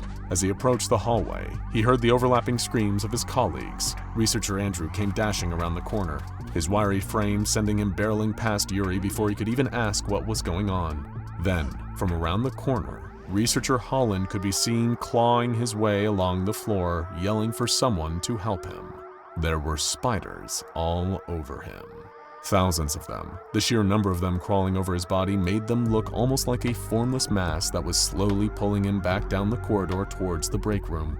Yuri dashed forwards, intending to grab Holland's hand and pull him to safety. But before he could get close enough, the other researcher had been taken by the spiders. That was when Yuri turned the corner and saw the full extent of the containment breach. Spiders everywhere. Crawling all over the floor, spiders. Climbing up the walls, spiders. Dangling from the ceiling by threads, spiders. A number of lumps on the ground were writhing and thrashing, but so covered in spiders that it took Yuri a second to realize who was underneath. The other personnel, each of them trying to brush away the spiders that were coating their bodies and dragging them off to who knows where. Under the blinking red of the emergency light, the spiders made the hallway look like it was alive and illuminated what was crawling at the far side, directly opposite Yuri. The giant spider was looking right at him, each one of its numerous dark eyes looking practically demonic under the red light. It was enormous, easily at least 9 feet tall, big enough to almost fill the corridor. Keeping his eyes fixed on it out of fear, Yuri felt a slow, shaking step backwards, trying to move his legs behind him as gently as possible. If he turned to run, he'd startle the horrifying creature and probably bring it racing after him on its multiple legs. Before he could get away, he would be dragged away with the others, or worse. From the other side of the corridor, the spider's front pinchers bristled as Yuri shifted his weight onto his back foot. He hated looking at the monstrous arachnid, but forced himself to keep his eyes front, looking right at it as it looked back at him. Rear foot planted, he began to lift his other one, only to see the spider's front 2 legs extend outwards. It was reaching towards him, through the writhing mass of smaller spiders that coated the walls and floor between them. Yuri's single ice-cold bead of sweat ran down the back of his neck, under the collar of his shirt, and crawled down his back. It was impossible not to imagine it was one of the spiders. The 2 giant legs became 4 as the spider seemed to extend from its space it occupied at the other side of the corridor. Was it just stretching, repositioning, or getting ready to dash forward? Every second of uncertainty made researcher Yuri all the more terrified, noticing out of the corner of his eyes the mass of smaller spiders inching closer to him. It was like the giant was the general of an entire 8-legged horde that was making a skittering advance towards their target. The side of the hallway Yuri found himself frozen in was a corner, turning down in only one direction, only one way he could run, and one path that the spiders could follow him down. It was either move now or wait for the spiders to move first and faster. He turned heel and ran, the soles of his shoes squeaking against the floor. Behind him came the rapid thudding of 8 heavy legs hurriedly scuttling through the corridor after him. The sound began lower, on the floor, then sideways, scaling up the wall until it was above, drumming along the ceiling as Yuri forced himself not to look over his shoulder. He already knew what he would see, and the thought of it horrified him. The huge spider chasing after him from above, pinchers reared as it readied itself to lunge the moment it was close enough to catch him. Hours later, 2 agents, Jetter and Moore, were part of the cleanup crew tasked with sweeping each floor of the facility. Orange tongues of flame spat from their incinerators, clearing masses of spiders until there was no trace. Even without the hundreds of thousands of spiders crawling all over it, the facility was in dire need of repair, with chunks missing from the walls and damage all over the place. So much metal and plastic was missing. It was almost like it had just been ripped from every conceivable place, but with no debris strewn everywhere. Part of the building had just vanished. Maybe these spiders just ate all the metal and plastic they found, Moore joked. Flamethrowers at the ready, they managed to push the spiders back to their nest, expecting to find a room covered in cobwebs, possibly even with some lifeless humanoid shapes entangled in a big web. What they weren't expecting to come across was a room full of 3D printers. But then again, that was to be expected when it came to SCP-4663, otherwise known as SCP-4663. 3D printed spiders, printing printed printers, printing spider printers, printing spiders, printing printed spider printers, printing spider printers, printing spiders, printing printed printer spiders, printing spidered spider printers, printing spider printed printer printers. Long tongue-tying names aside, SCP-4663 had long been examined by the researchers of the SCP Foundation. The designation itself was given to an anomalous species of spiders that had been discovered to be indigenous to areas of Europe and certain regions within North and South America. Far from being potentially venomous or capable of transforming seemingly inanimate everyday objects into more spiders, this particular species instead displayed a natural aptitude for, well, three-dimensional filament printing. These SCP-4663 spiders are capable of consuming anything in their path, as long as it is inorganic matter, meaning unlike non-anomalous species of spider, they don't actually feed on insects or even mammals. Instead, instances of SCP-4663 usually subsist on a diet of primarily metal and plastic. However, they don't appear to consume these for any kind of nutritional value. Through some anomalous process in their physiology, these spiders are able to convert the raw materials they consume into their threads, and rather than creating nests or webs with which to catch their prey, they utilize this byproduct to make 3D printers. Yes, you heard us right. SCP-4663 spiders use their web to make the housing and internal components of functioning 3D printers. Oh, and these printers are also alive. Referred to as SCP-4663-1, the printers created by these anomalous arachnids are separate living entities. In every physical detail, they resemble 3D printers, however do not match any of those that are commercially available for purchase. In terms of their functionality though, SCP-4663-1 instances do perform the same purpose as standard non-anomalous printers, and can be operated identically to traditional printers, although without the need for an STL file. However, a number of SCP-4663-1's components are known to portray them as living organisms. For example, the display screen present on each instance, which is known to be the anomalous printer's eyes. The power cord of each one functions as a tail and can be plugged into an electrical outlet. Doing so increases the efficiency of the printer by 3,000%. The extruder of an SCP-4663-1 functions as intestines for processing and then removing material, as well as providing the printers with a crude method of transport. The component that is responsible for spooling the filament is replaced by an organ much like a stomach, and can store significantly more material than SCP-4663-1 outwardly appears to be able to contain. Additionally, the printer's electrical input and output ports function as mouths. Oh yes, these printers need to be fed in order to work. Normally, it takes a colony of around 25 to 50,000 SCP-4663 instances to create one of these SCP-4663-1 printers. Once the spiders have constructed one of the printers, their next course of action will be to feed the newly constructed SCP-4663-1 instance. This will involve the spiders seeking out any nearby organic material and then depositing it in the mouths of an SCP-4663-1 instance. This can include plant life as well as other living organisms, which are digested and used to create the filament in order for an SCP-4663-1 instance to print. And what exactly do these anomalous printers print? More spiders, of course. This is how SCP-4663 is able to reproduce. As long as a continuous supply of biological matter is fed into an SCP-4663-1, The printer will continue creating new spiders at a rate of 1 every 2.5 minutes. These newly printed spiders will set about eating inorganic matter and creating a new 3D printer, which in turn will print out more spiders, leading the cycle to repeat itself. When presented with an otherwise ordinary 3D printer, the SCP-4663 spiders are also able to convert these standard non-anomalous devices into additional instances of SCP-4663-1. For a time, the SCP Foundation wasn't concerned about the behavior of these 3D printed spiders printing spider printers, keeping them housed in Type 2 containment terrariums. The researchers working on site had even seemingly found a practical application for SCP-4663: waste disposal. The spider colonies were being thrown trash from Foundation facilities, which the spiders would mostly consume, thus reducing the amount of garbage produced on site. However, despite being an unintentional mishap, this led to an incident on the 27th of June, 2018.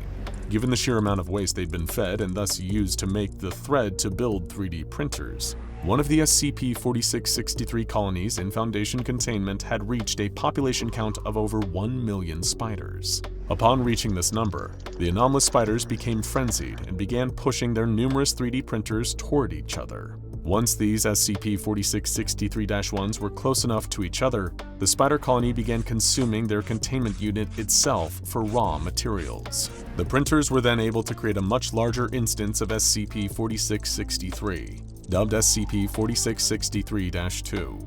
This giant arachnid was over 9 feet in height and, upon its creation, promptly began to attempt an escape from Foundation containment. SCP-4663-2 seemingly acted as some form of leader for other instances of the anomalous spiders, or possibly even some kind of queen, given its ability to create 1,000 SCP-4663s in a single second. These newly created versions of the spiders were around 6 times larger than the average SCP-4663 instances, many of which were composed of varying combinations of inorganic and organic matter.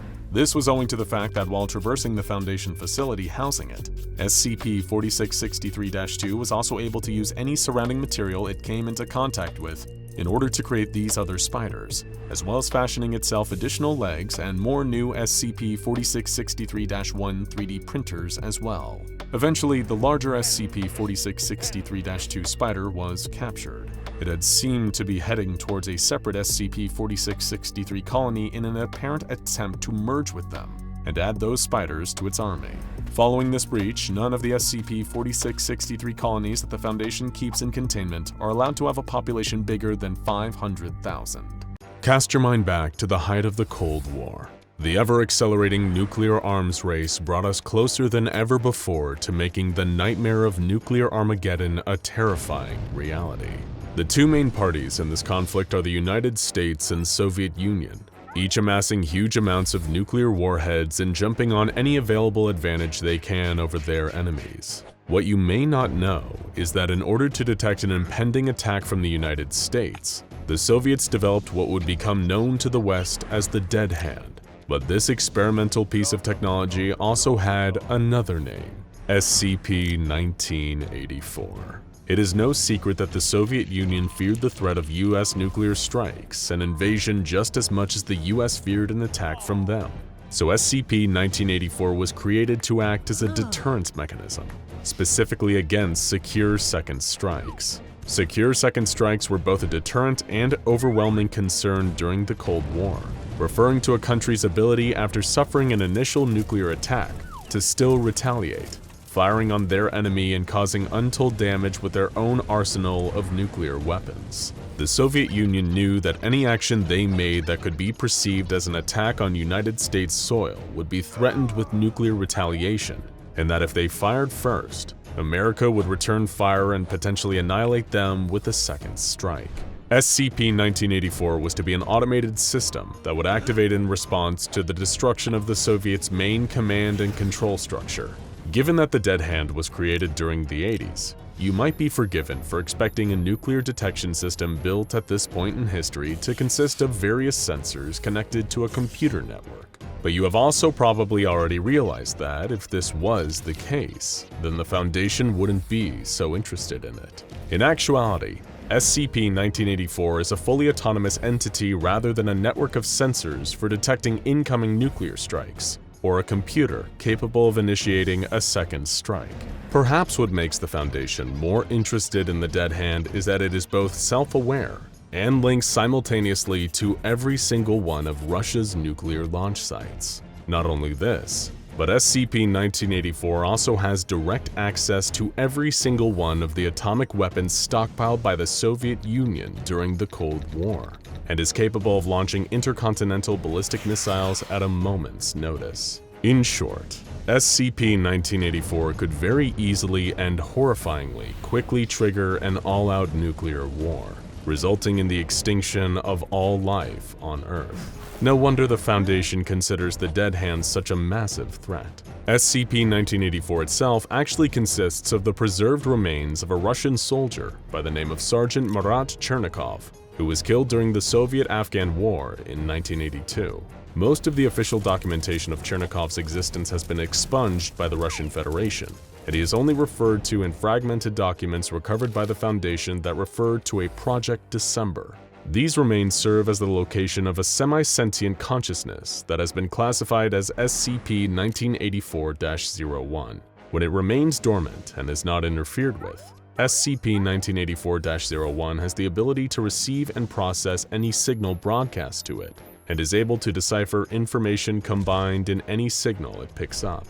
However, when global military tensions start to climb, especially when those tensions affect the Russian Federation, or what were once the satellite states of the former Soviet Union, the entity begins to manifest itself in the physical world, and usually in various strange and different ways. SCP-1984-01 has been known to appear in the real world in forms such as a humanoid outline, or a bright red specter taking the shape of a child with its legs cut off. Regardless of which shape it appears in, it is when the Dead Hand manifests in a more physical form that the wider scope of its abilities become clear.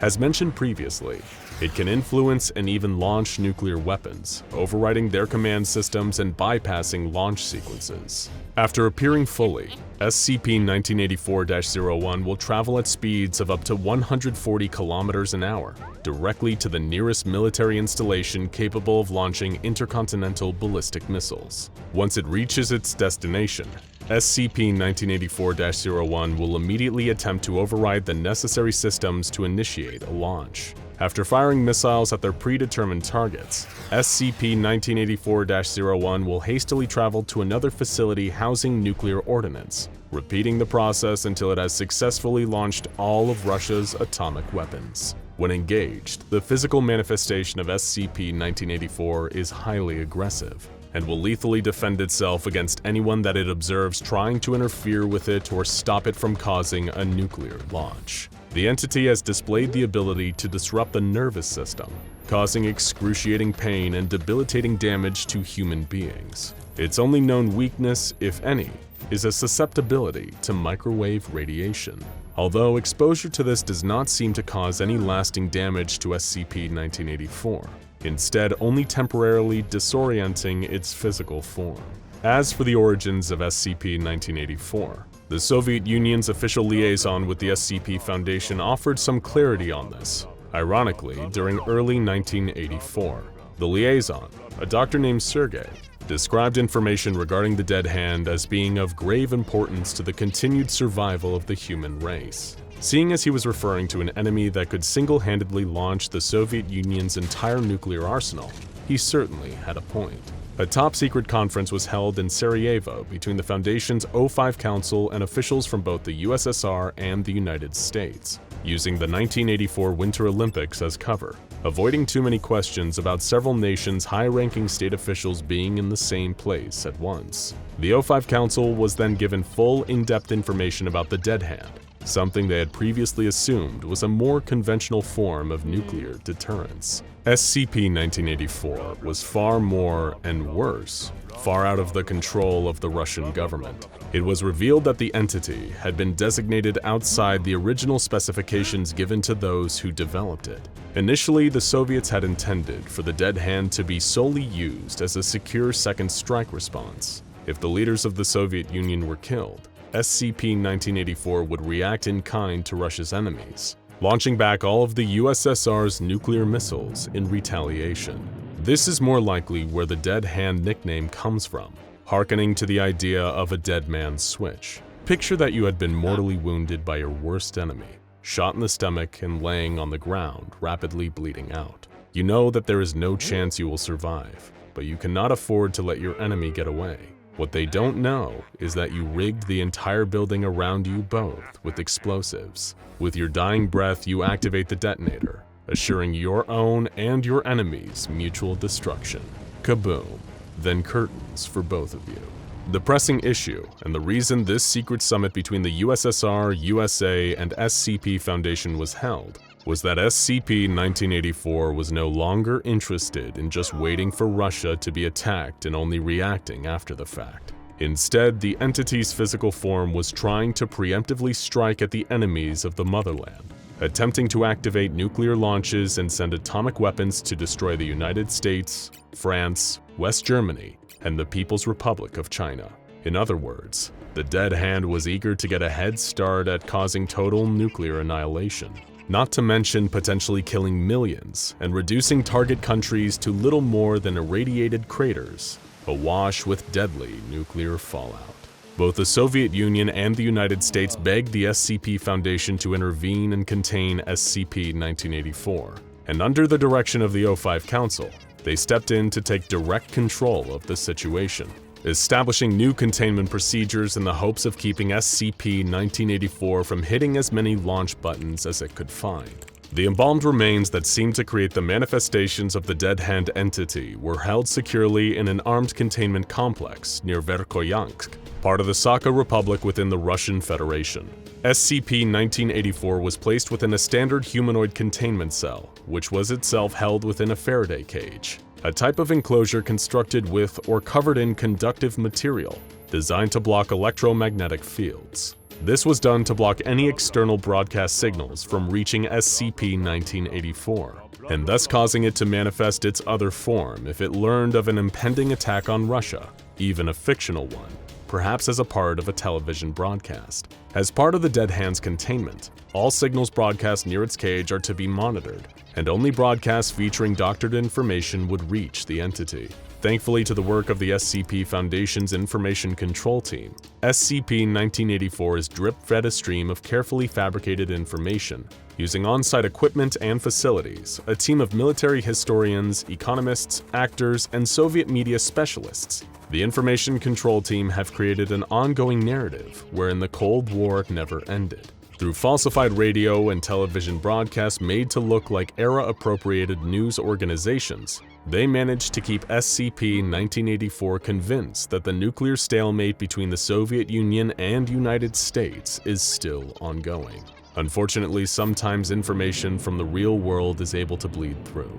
An incident involving SCP-1984 occurred on August 8, 1984, and almost brought forth a full-scale nuclear war. While preparing for a campaign speech, the 40th President of the United States, Ronald Reagan, uttered the following joke. "I am pleased to tell you today that I've signed legislation that will outlaw Russia forever. We begin bombing in 5 minutes." Naturally, thousands of media outlets reported on this, but signals of those broadcasts, including recordings of the president's remark, made their way to SCP-1984. Foundation researchers were both unsure of how these transmissions breached the Faraday cage surrounding the Dead Hand, and were unable to prevent what happened next. Hearing what it could only assume was a genuine declaration of war, the manifestation of the SCP-1984-01 entity happened immediately after Reagan's words reached its containment cell. This time, the entity appeared as a semi-transparent woman, withered and blue, wearing traditional Pashtun dress. Armed personnel guarding SCP-1984's cage engaged the entity, causing it to retaliate, lashing out and attacking any that stood in its way. One captain and 2 privates that suffered the brunt of SCP-1984's offensive capabilities began bleeding heavily from their ears, seizing violently. Most gruesomely of all, a liquid leaked from their eyes and nose believed to have been cerebrospinal fluid. While armed personnel attempted to use microwave-emitting weaponry to slow the entity down, the Information Control Team was frantically trying to record a new falsified broadcast, in the hopes that SCP-1984 would cease its hostilities and the entity would dissipate before it was able to travel at high speed to any nearby Soviet nuclear facilities and begin bombarding the United States. Their first attempt to record a new broadcast that would result in a cessation of SCP-1984's slaughter of its guards was interrupted when a nearby wall collapsed. Desperate to recontain the creature, the Information Control Team tried to film the broadcast a second time and succeeded, although one of the actors portraying a newsreader suffered a stroke and had to be edited out to convince the dead hand of its supposed authenticity. What followed was a short news clip clarifying that Russia's Politburo was in on President Reagan's joke, including old footage of the USSR's General Secretary Konstantin Chernenko, confirming that the Soviet Union's nuclear forces were not on high alert. Miraculously, after 15 more minutes of sustained fighting with guards, SCP-1984's physical manifestation began to disappear, gradually dematerializing while it seemed to attack with far less intensity. Eventually, containment was reestablished, at the cost of the deaths of 17 members of Foundation staff, both guards and researchers. A further 8, however, suffered traumatic brain injuries that left them all permanently disabled. The one upside is that this incident remains the only time SCP-1984 has ever breached its containment and caused harm to others.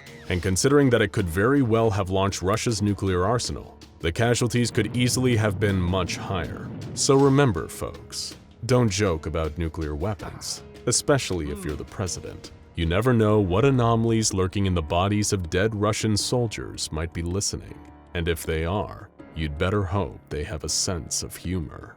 Some say that SCP-2102 was a mistake, an abomination created by an accident of medical science.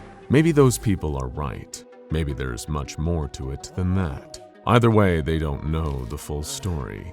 How could they? They weren't there. They weren't there all the way back in 1972. But Dr. Pavel Zukal was. The earliest moments, the events that directly preceded SCP-2102's creation began on March 2nd. The wind was carrying an unforgiving, freezing bite with it as Zukal made his way to the Institute of Experimental Medicine, ZISAV, in Czechoslovakia. With the Cold War between the USSR and the United States underway, there was already an air of secrecy on both sides. Espionage and intelligence-gathering operations were rampant, bringing with them paranoia and distrust. There was no way of knowing if someone was a double agent, leaking information to the West. But while the governments of Russia, America, and their various respective allies and enemies scrambled for control and amassed obscene quantities of nuclear arms in secret, there were even more cogs turning, hidden in the deepest, darkest shadows. The SCP Foundation's long-standing rivalry with various other groups of interest was well known among any with a high enough security clearance. Most of these groups were radicals or outliers, despite possessing knowledge of anomalies or even being directly linked to them. A lot of GOIs were independent of any world government. But for decades, the Foundation had been aware of a directly competing establishment, effectively a parallel of their own organization on the other side of the globe. They were known as GRU Division P, a USSR equivalent of the SCP Foundation themselves. It is unclear based on what was recovered from Dr. Zukal's personal diary if he had been directly scouted by GRU Division P for their project in Czechoslovakia. Given the air of secrecy engulfing the USSR at the time, it is possible that Pavel himself had no inclination that Division P was even involved in the project, due to take place at the Institute of Experimental Medicine. He might have suspected, but with no way of knowing for sure. Similarly, there was no way Zukal could have known where the project would lead, what he would have a hand in creating.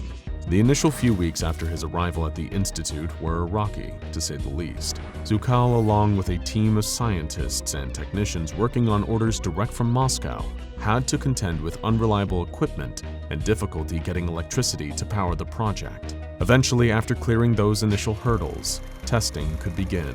But what was the goal of this mysterious project? Well, through Zukal, GRU Division P and the Kremlin were chasing something the scientific world has been trying to accomplish for decades. Something that could change the very landscape of not only the Cold War, but the entirety of modern medicine, the secrets of cellular regeneration.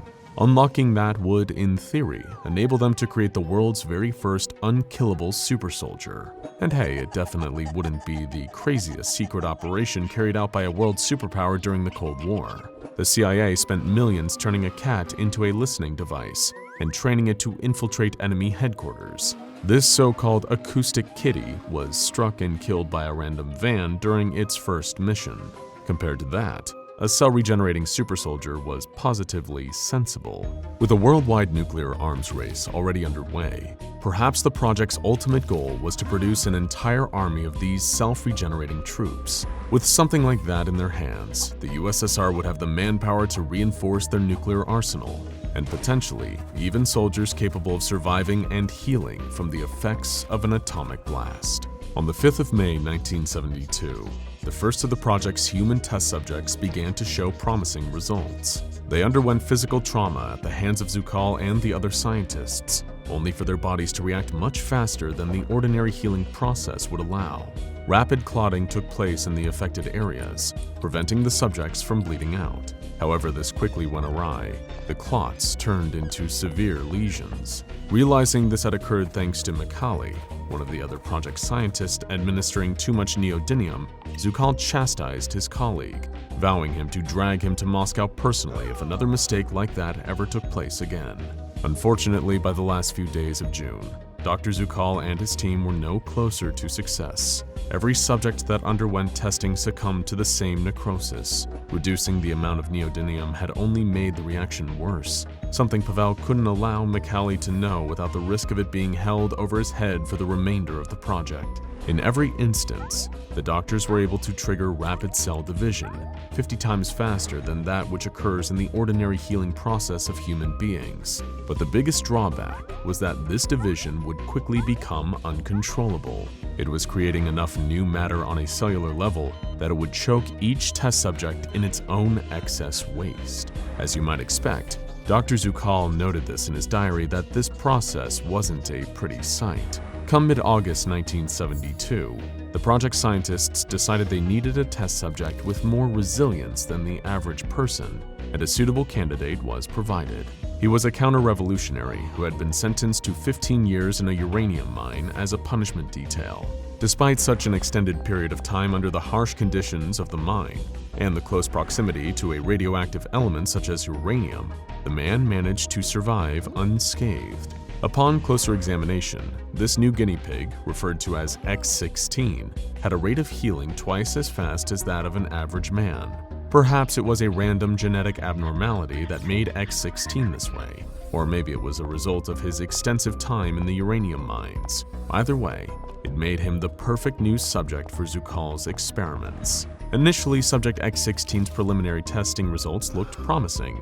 The wound healing process was actually taking place now, instead of resulting in necrosis or aborting it as it had with the earlier experiments. In fact, Dr. Zuccal seemed to think X16 was healing almost too quickly.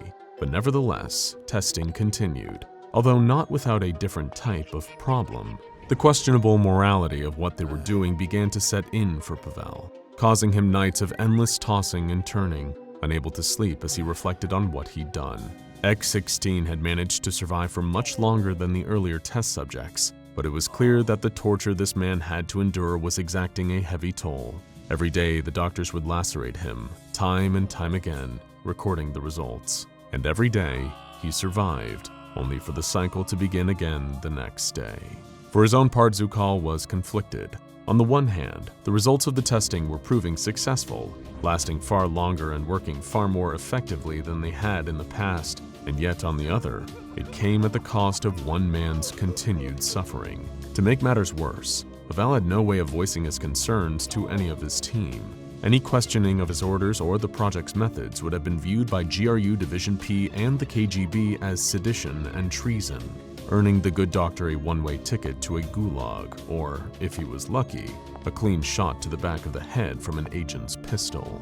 Often morality is sacrificed for the greater good, in the pursuit of the advancement of science or a nation's goals. But now that the project was showing results with X16, now that it was real, what they were doing still weighed heavily on Dr. Zuccal's conscience. Then, on October 15, 1972, the final piece of the puzzle seemed to become clear. By introducing the correct amount of stabilizing agent into the serum they had concocted, Zukal and his team had perfected the composition.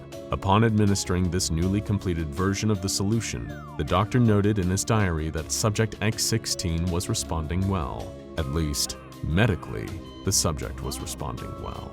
It was clear that the continuous experimentation he had been subjected to was causing uncooperative behavior in X16. But so close to the cusp of achieving the project's goals, Dr. Zukal was quick to cast aside his previous doubts about the ethics of their methods. They were so close to victory, so close to the project being over, that it no longer mattered how cooperative X16 was being. But 2 weeks and 4 days later, just as the project was nearing its end goal, disaster struck. MU Dr. Elena Orakova was one of the scientists on Zukal's team, who had primarily helped when examining the early cell divisions, those that were leading to necrosis and causing test subjects to produce too much excessive genetic material. Elena had made a startling discovery and immediately brought it to Dr. Zukal in a distraught show of panic. The cell samples they had used to test their serum were now gaining mass, seemingly from nowhere. Just like the earlier experiments, the effects were working almost too well, causing an overabundance of cellular regeneration to the point where the cells couldn't stop producing masses of waste genetic material. When Zukal brought Elena's findings to Drs. Sislard and one Georgi T. Fedinko, the project heads assigned by Division P, they were quick to disregard it as an error, determining to press on with the project to meet their deadline. Over the course of the following weeks, up to late November, Zukal was trying to determine what was causing this change. It was clear that unless he and Elena could resolve the issues with the serum, subject X16 would be a total failure.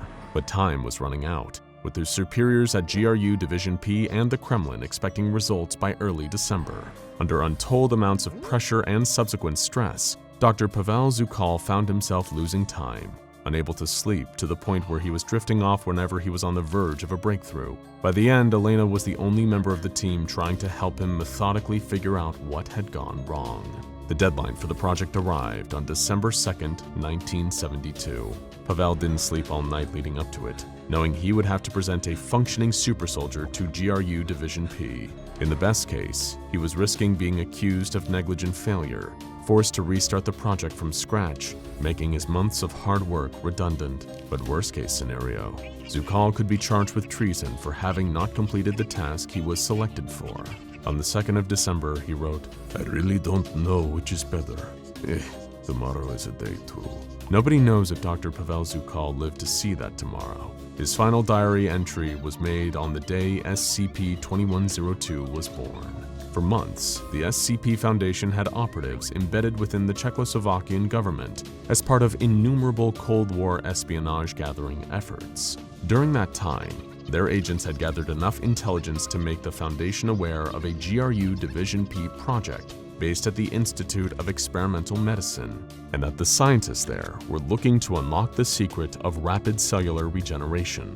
Someone, possibly even one of Zukal's team, had managed to infiltrate the project and had leaked documents to the SCP Foundation, explaining what was going on in Czechoslovakia. The plan was that the Foundation would move in secret of course, to extract and contain test subject X16 in January of 1973.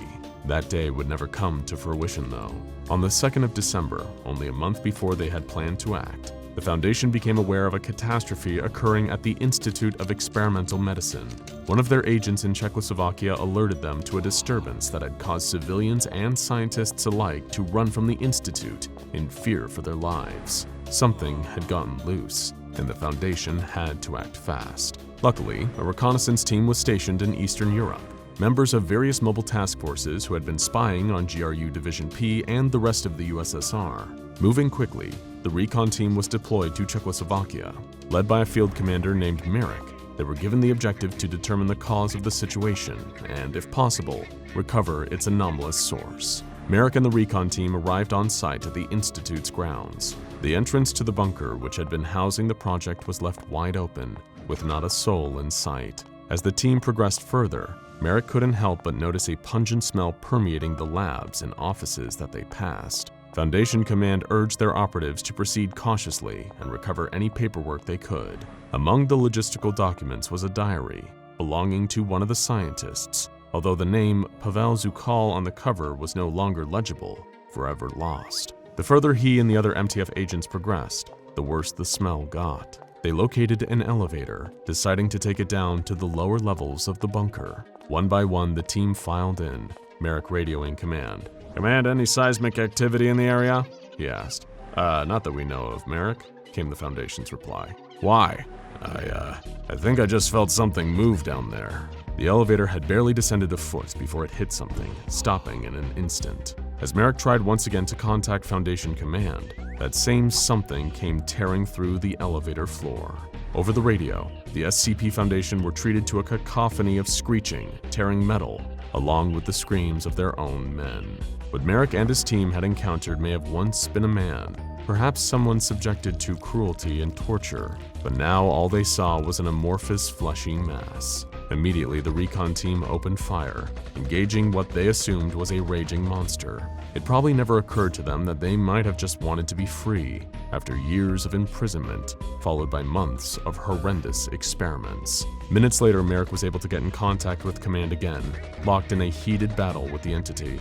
But every round fired, every shot their guns landed, nothing was having any effect. Whenever Merrick dealt damage to the creature, part of it seemed to grow, faster and faster each time. Their guns were useless, unable to stop the expanding, monstrous test subject. Even grenades thrown by the MTF operatives, causing multiple explosions, did little to stop the entity in its tracks. Listening in over the radio, knowing they had few options left, the SCP Foundation dispatched a pair of F-4 Phantoms, long-range supersonic fighter jets, equipped with a payload of M47A1 napalm incendiary bombs. With Merrick and his men almost on the ropes, Command issued an order to retreat. They fled the bunker, only to feel the ground shake beneath their feet. The monster had breached the topsoil, still coming after them. Jones, one of the Foundation's agents, was pulled under the encroaching shapeless mass, crushed to death as it continued its pursuit. Utterly horrified at the sight and speed of the creature, Merrick started begging Command over the radio to get its fighter jets to the scene. 6 minutes later, the sound of twin turbine engines shot through the air, followed by the whistle of bombs careening down towards the ground. In a second, Merrick, his team, and the creature were engulfed in a fiery explosion, the heat proving enough to cauterize the fleshy abomination's expanding tissue. Ever since December 1972, the entity now designated as SCP-2102 has been housed at Site-122, contained by the SCP Foundation. They keep it in a modified cell, restrained at all times with its hands and feet in padded sleeves. This is done in order to prevent the risk of injury, either accidental or intentional, given both SCP-2102's anomalous properties and its self-destructive tendencies. Its body is covered in scars, both from its previous escape attempts, back when it was known as Subject X-16, and from burns from the F-4 Phantom's napalm payload. These particular injuries seared the entity's ears, mouth, and eyes closed, rendering it deaf, mute, and blind. If SCP-2102 ever suffers any form of external injury, its anomalous properties will trigger. The creature, as you might have guessed, possessed an advanced form of cellular healing, able to regenerate from all wounds inflicted on it. However, the process was never perfected. It still works too well, so well that SCP-2102's cells don't know when to stop. Instead, they continue producing bodily tissue, expanding its mass into every available space without a halt. The process can be slowed if an obstacle is introduced, boxing in the exponentially growing tissue. However, any object or person in its path is eventually crushed under the mounting pressure. At present, the Foundation still has no idea how much SCP-2102's tissue could expand, potentially even posing a risk to the entire world if left unchecked. There is only one surefire way to stop the creature's healing. It can only be halted by cauterizing the open wound with intense heat. It's literally a surefire solution. SCP-2102 is a result of the good Dr. Zukal's work, combined with his and GRU Division P's willingness to put aside their morality. They didn't create an undying, regenerating super soldier for the USSR as they had intended. Instead, all they accomplished was turning a tortured man into a monster, an abomination endlessly tormented by the experiments performed on him. Not quite as useful on the battlefield, is it? Gamma would never forget the horrific sight of SCP-5967. On the surface, she kept her nerve, cool and collected, her finger ready to squeeze the trigger as her weapon stayed trained on the entity. But deep down, it turned her stomach. After all, how is someone meant to react when they see a thing like that? A mess of flesh and eyeballs towering above them, staring back through more retinas than any living creature has. She did not yet know it, but she'd still be seeing that disgusting pillar of musculature and eyes in her nightmares for months to come. And still, it wasn't even the worst part of the incursion. Far worse than seeing the 5-meter-tall eyeball totem, watching it blink its many lids at her, was witnessing what it had done to Alpha. Only moments before, Gamma's commanding officer had been in control of this situation, leading Mobile Task Force Lambda 5 into the Meadowlands of East Rutherford, New Jersey. The mission should have been a simple smash and grab, the same old boring story their team had lived through countless times before. Pick up a high-value target, the leader of yet another cult practicing an anomalous religion, and bring him in for questioning. Gamma never could have expected that things would go this badly. The task force had arrived to discover Caesar Winters, the leader of a sect of Fifths operating in New Jersey. When Lambda 5 discovered him, Winters and his followers, locals who were all members of a group known as the Commune, were standing in a circle around an instance of SCP-5967. Standing at around 5 meters in height, SCP-5967s were piles comprised of mostly musculature and organs that resembled eyeballs, human eyeballs. Despite lacking a mouth, vocal cords, or any other conventional methods of speech, these pillars could still very much communicate verbally, although they had little to say besides spouting phrases and principles associated with the Fifthist ideology. Almost immediately, the plan to capture Winters had gone awry. It was almost like he expected the Foundation to arrive, like he knew they were coming. As the members of MTF Lambda 5 moved in, keeping Winters in their sights, the anomalous cult leader somehow turned the gaze of SCP-5967 onto Alpha. The team's field commander ordered Delta to open fire, taking out Caesar Winters in a single shot, but only for a moment. Another of the commune members kneeled over and began convulsing. A wound formed at the person's neck, and from it emerged Caesar Winters' face. It grew into a full-sized head, replacing that of the commune member, giving Winters a brand new body in moments. On Alpha's orders to stop Winters from hopping to more bodies, Gamma and the others in their team fired on the other cultists. Everyone was terminated. 15 seconds was all it took. Then they moved towards SCP-5967, and everything went wrong.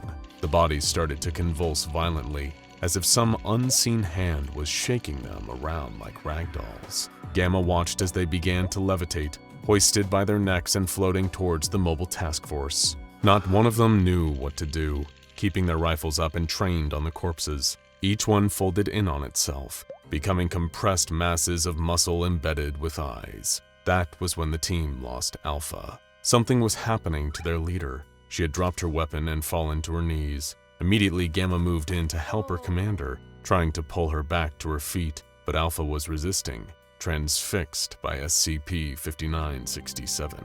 It's her.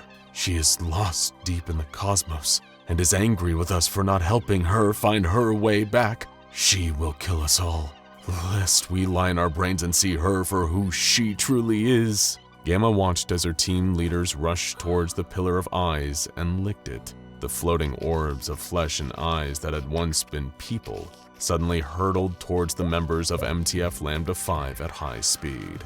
Gamma dove clear at the vital moment, performing a tactical role and managing to narrowly avoid being struck. Beta wasn't so lucky. Ready to retaliate, Gamma raises a weapon to fire at the floating remains, only to hear Alpha ordering her to stop. She had stopped licking SCP-5967, but whatever influence had compromised the mobile task force leader hadn't relinquished its hold over her. She grinned unnervingly as her eyes rolled back into her head. "Don't you hear her voice? She is angry, but I can save you. I can save us. Let me show you," Alpha said, before charging at Gamma with her arms outstretched. In seconds before she could defend against her commanding officer, Gamma found herself pounced upon by Alpha. Grabbing a nearby rock, Alpha swung at her head and knocked Gamma's tactical helmet clean off. Pinning her down, possessed by some unknown anomalous entity, Alpha held open Gamma's eyelids and licked her eyeball. Gamma screamed in horror as Alpha looked up to the sky and yelled, "I can see you! I can see everything now!" The case of SCP-5967 is one of the stranger tales within the annals of the SCP Foundation's history. Their investigation that led to the discovery of these 5-foot-tall pillars of eyes and muscle originally began with a different intention. The commune had been making waves in Lyndhurst, New Jersey, the kind of waves that had caught the SCP Foundation's attention. The two leaders of this apparent cult were Salem Steros and Caesar Winters, both of whom seemed to be able to use SCP-5967s to take control of the local residents' minds. Anyone that they affected could be controlled remotely by either Steros or Winters, with a seemingly unlimited range and no known way of relinquishing their control over an affected person. Amnestic treatments, hypnotherapy, none of the Foundation's usual methods had worked. Undercover Foundation operatives working secretly within the Lyndhurst Police Department were the first to discover an instance of SCP-5967 right under their noses. Literally, the pillar of eyeballs seemed to have sprouted up right in the middle of the Lyndhurst police station. The Foundation sent in containment teams to secure the area and administer amnestics to witnesses. But just how were Steros and Winters causing these monstrous musculature monoliths to appear? Well, the pair operated a radio show together, known as the Reality Sync. The Foundation agents within Lyndhurst had been unable to track down exactly where they were broadcasting from. However, after the SCP-5967 instance appeared within the police station, the answer seemed to present itself. During the building's reconstruction, tapes of their radio show were recovered, seeming to suggest that the pair had been utilizing anomalous means to broadcast the reality sync from within the station itself, while keeping themselves concealed. The reality sync was a religious talk show, specifically focused on discussing elements of Fifithism with the audience and callers who phoned into Winters and Steros' hidden studio. What exactly is Fifithism? Well, there's no easy answer to that question, unfortunately. Other anomalous cults and religions at least have a core tenet or belief at their center. Sarkicism is the worship of disease and decay, while Mechanites from the Church of the Broken God venerate technology. The beliefs of the Fifth Church are a little more interchangeable, however. They don't really have any defined theology or religious practices. Fifithism is often more just a collection of recurring ideas and motifs, the number 5, stars, and the belief in an external cosmic god, often a malicious one. In fact, if there is a defining principle of Fifithism, it's that it's an anomalous way of thinking that it can't really be understood. Practitioners of Fifithism are concerned primarily with transcending reality as we perceive it. They are highly interested in entities and anomalies that can warp and shape reality, to the extent of even being fearful of such beings. A lot of Fifithists seek to not only spread their influence to others through any means necessary, including brainwashing, but also hope to transcend humanity to a higher plane of reality, the fifth dimension. There, in theory, a person would cease to be a human being, and wouldn't even really be akin to a god or powerful reality bender. Instead, they would become something more vague, a concept, unable to be fully defined or to exist in reality completely. Fifithists follow this goal, presumably with the intention of saving humankind from reality-warping anomalies, and they'll use any infectious brainwashing methods at their disposal to bring as many people as they can into their way of thinking. This brings us neatly back to Caesar Winters and Salem Steros' radio show, The Reality Sync. This was the commune's, their particular sect of Fifithism's, way of spreading what they referred to as the truth. Based on the various fragmented cassette recordings of their show that the SCP Foundation were able to recover, Both Steros and Winters believed in a many-armed goddess, referring to it as only she or her. They encouraged their listeners to pray to this entity and let her know that they were loyal to her. During one of their recovered broadcasts, the pair of Fithist hosts were even able to prank call the SCP Foundation itself. One junior researcher Jones was contacted by the two men and ridiculed for his association with the SCP Foundation. But after a few jokes at junior researcher Jones's expense, Steros and Winters began to insidiously implant ideas of Fithism in the researcher's head. They referred to this as giving Jones the truth, something they both intended to do for all of their listeners in order to save them. When asked what they really meant, Winters and Steros made vague allusions to the truth being an infinite knowledge that only she could bestow. Jones had no idea who she was meant to be. "Our guiding light, our creator," Salem described, before adding, "the very thoughts that should be infiltrating your head right now." It seemed that through this call, the two hosts had managed to successfully embed their Fithist concepts into the mind of junior researcher Jones, and they weren't about to stop there. During another call on their show, both hosts spoke with a Wallington, New Jersey resident named Wendy Ricefield, who was already a self-proclaimed Fithist. Steros and Winters talked Wendy through a ritual to learn the truth, involving her drawing sigils on the walls and floor of her home and lighting candles. The phone line picked up wet squelching noises coming from the other side, the splintering of wood, and Wendy screaming for help as she tried to run from her home, only for something to drag her back inside. Eventually, the Foundation made the executive decision to step in and deal with the situation in New Jersey directly. Steros and Winters' operation was getting out of hand. More and more people in the surrounding area were being brainwashed into believing in Fithist concepts and compelled to complete bizarre rituals. Sending a team in to apprehend the cult leaders, Foundation personnel discovered Salem Steros and numerous other members of the commune. They had gathered at an instance of SCP-5967 that had manifested in Wallington, the same place that Wendy Ricefield had been from. Steros and his Fithist followers were discovered holding hands and standing in a circle around the anomalous pillar of eyeballs, as well as approaching it and licking SCP-5967. The members of the commune were rounded up, and most were sent to be kept in isolation at Site 9. However, Salem Steros was brought to Site 83 for questioning. Junior researcher Umar Hadid conducted an interview as to the exact nature of the goddess Her that Steros and Winters often referred to, and the anomalous rituals the pair had been involved with. Salem was less than cooperative. He demanded to be set free in the interest of saving people by spreading the truth with Caesar. However, he did reveal some key information about Her. According to Steros' claims, she was a goddess actively meddling with reality and influencing human actions. He told Hadid that if he killed the junior researcher right there, it would be because she willed it. Sometime before, both Salem and his cult co-leader Caesar had been stargazing in the Meadowlands, a remote field in East Rutherford. That's when they had allegedly heard her voice and being told the truth. This reality-warping goddess was intending to return home, but that way was broken. So according to Steros, she needed their help. This was the reason he and Winters began creating instances of SCP-5967. The eyeball pillars apparently acted as beacons, like a GPS signal allowing her to come back.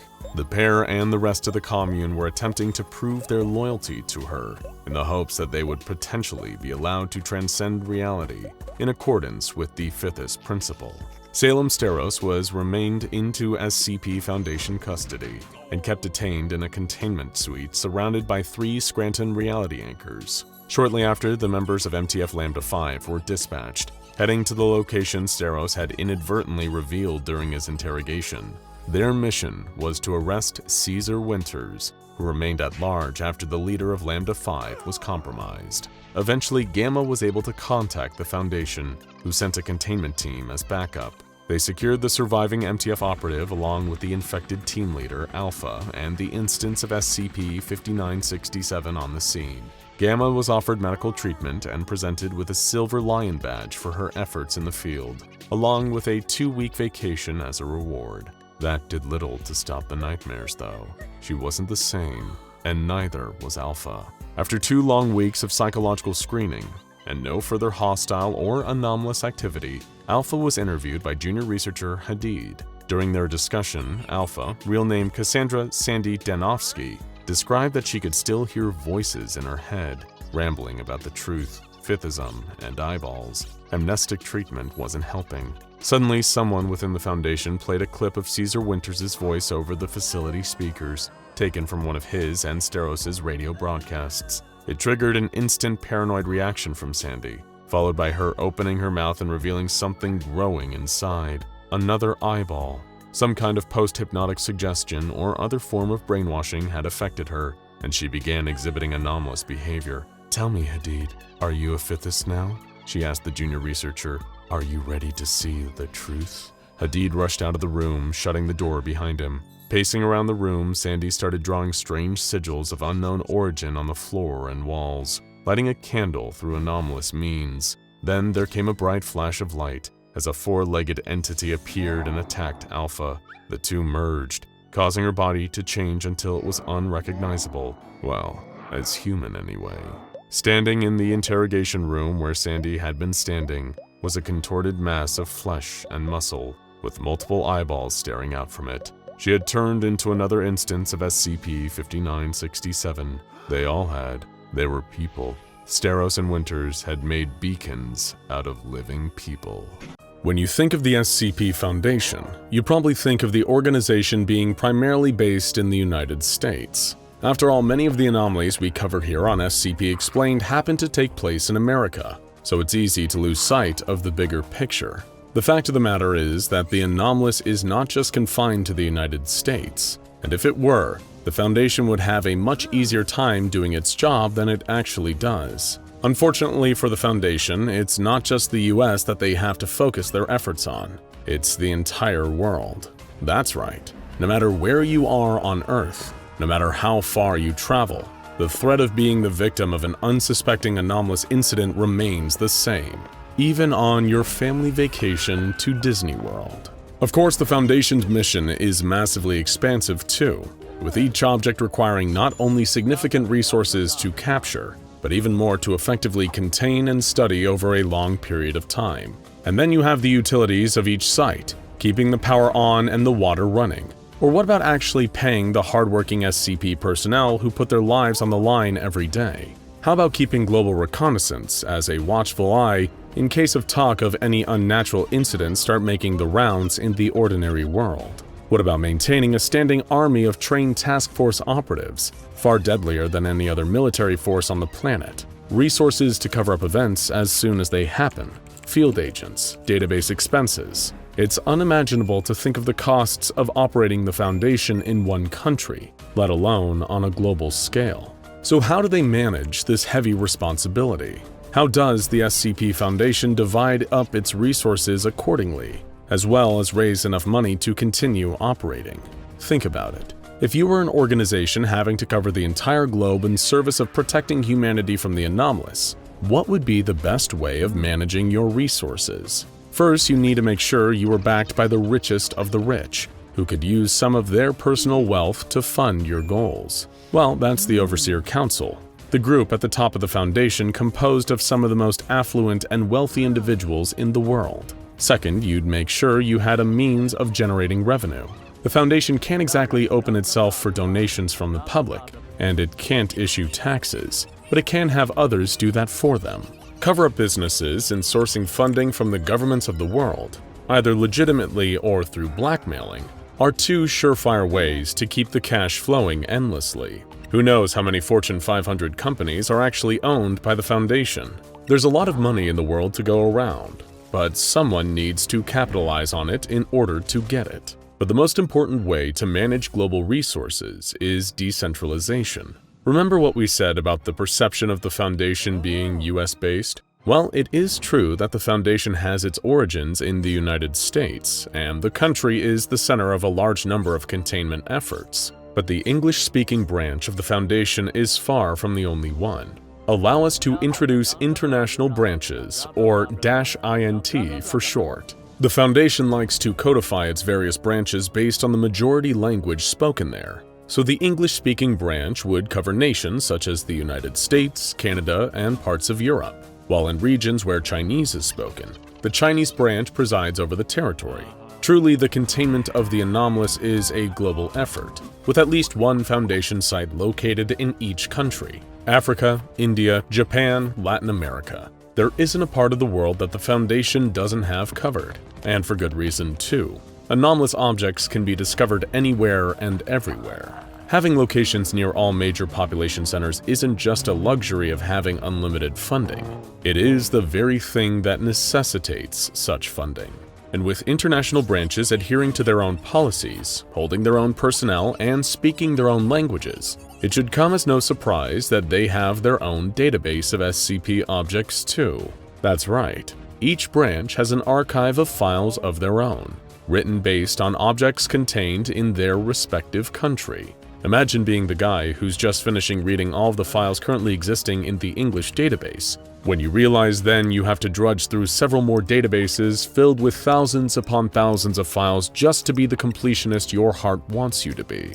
It is a time-consuming task, but that's what we're here for. And today we're going to boost your own international database with coverage of SCP-007-INT, an anomaly sourced from the Foundation's global database. It all started in Massarosa, Italy, a medium-sized town located just outside Pisa. It's not famous for much, well outside of hosting the annual Massarosa International Piano Competition, which we should remind you that we're all very excited about this year considering Dr. Clef himself has decided he'd enter. But enough about Agent Ukulele's wild pianist skills. Let's get back to the story at hand. A contingent of mobile task force operatives sourced from a squad dubbed Smoking Anomalous Snakes, who belonged to the Foundation's Italian branch, were stationed in the town for the past week. Given that Massarosa is smaller than the average city, with a population numbering just over 22,000, these operatives had to take extra precaution as to not give away their presence. In a town where everyone knows everyone, a gaggle of unfamiliar faces making their way through could set off proverbial alarms in the local population. The Foundation operatives were there for a single purpose: to source the production of anomalous weaponry rumored to be occurring throughout the region. Now, why is this a problem in the first place? As technology advances, war changes along with it, sometimes necessitating the need for more efficient weapons and inspiring their development. Spears to deal with the invading tribes on land, horses and chariots to rush those with spears, bows and arrows to combat horses. War has always made use of new technology to make combat more efficient and deadly, and anomalous weaponry is no different. After all, not every paranormal organization holds the same ethos as the Foundation's secure, contain, protect mentality. There are many groups of interest, such as the dreaded Chaos Insurgency, or the Foundation's greatest rival, the Global Occult Coalition, that would be more than happy to utilize research into the anomalous for military purposes. And who can blame them?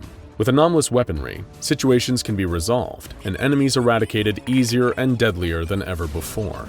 Up against a world that doesn't abide by their mission, even the Foundation is forced to utilize anomalous weaponry, albeit on a much smaller scale. Take Task Force Alpha 9 Last Hope, a squad made up entirely of SCP objects, such as SCP-105, Iris Thompson, and SCP-4494, the world's greatest arbiter of vigilante justice, otherwise known as the Spectre. Even mobile task forces, such as Samsara, a group of heavily augmented cybernetic super soldiers, make use of anomalous weaponry to further advance their efficiency on the field. After all, task forces spend their time combating anomalies in the field. It only makes sense to fight fire with fire, so to speak. Third-party sellers and producers of anomalous weaponry often provide the technology to establish groups of interest, so the Foundation getting the jump on a distribution center in Massarosa, Italy was a strategic move on the part of the Foundation. They weren't sure of the exact details, but their sources tipped them off about a gang of fascist neo-Nazis in the area, working on supplying anomalous weaponry to the criminal underworld. It's bad enough that the trigger-happy radicals at the Chaos Insurgency have access to anomalous means of destruction. Imagine if every 2-bit gangster and minor criminal had their hands on something as deadly as an SCP object, and they could acquire even more powerful equipment if they wanted. If the fascists made their money, who knows where their anomalous weaponry would wind up? The Foundation wasn't sure what they were manufacturing, but they were positive that it wasn't good. Their source explicitly described it as a weapon that could change the course of war as they understood it. a living, breathing shield. Naturally, the Foundation was just as interested in potentially finding a purpose for this mystery weapon as they were in taking it out of the hands of the black market suppliers. What uses could it hold in the field? Could it provide an extra layer of protection for the Foundation operatives? The operatives were compiled from a vanguard and reconnaissance team, and were the only ones the resource-strained Italian branch had available for the job. They spent days combing through the town until they stumbled upon what they believed to be a hideout for the gang. While attempting to investigate, a mysterious man ran out in front of the team, darting towards them from across the street. The team went to shoot, but hesitated after realizing that the man was accompanied by a mysterious silver balloon-like entity ominously floating above his shoulder. Not only that, but he was wearing a full suit of protective equipment, almost like a beekeeper's suit. The operatives opened fire at the unidentified target, but before their bullets could make contact, the silver balloon began bubbling and spread itself across the man's body like a protective sheet. It was then they knew they found their living shield. The bullet slid right off the man, hitting the liquid covering him and immediately being negated by its anomalous properties. Then, before the team could react, the liquid shot forward, detaching from the man's body and latching onto a Foundation operative. The silver gel began to writhe and constrict, attempting to absorb the operative through his protective gear. In a quick executive decision, the team lead made the choice to put the operative, who was in the midst of being absorbed by the gel, out of his misery. After all, they couldn't take risks when dealing with an unknown anomaly, especially one that they already knew was being utilized as a deadly weapon. As soon as the body dropped dead, both the liquid and the gang member took off through the streets, and the Foundation gave pursuit. The Foundation chased the man through the narrow maze-like streets of the town, with the silver liquid tailing after them and attempting to absorb even more operatives. Thankfully, the gel wasn't fast. The man, however, was another story.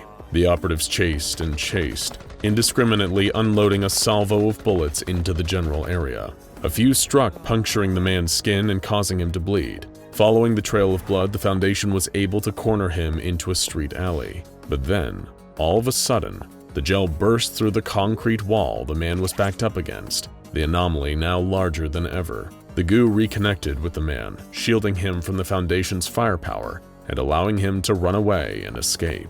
The Foundation briefly retreated and reconvened with their superiors to try to find the best strategy to move forward. They then took to the streets again, searching for the man and any trace of the anomaly.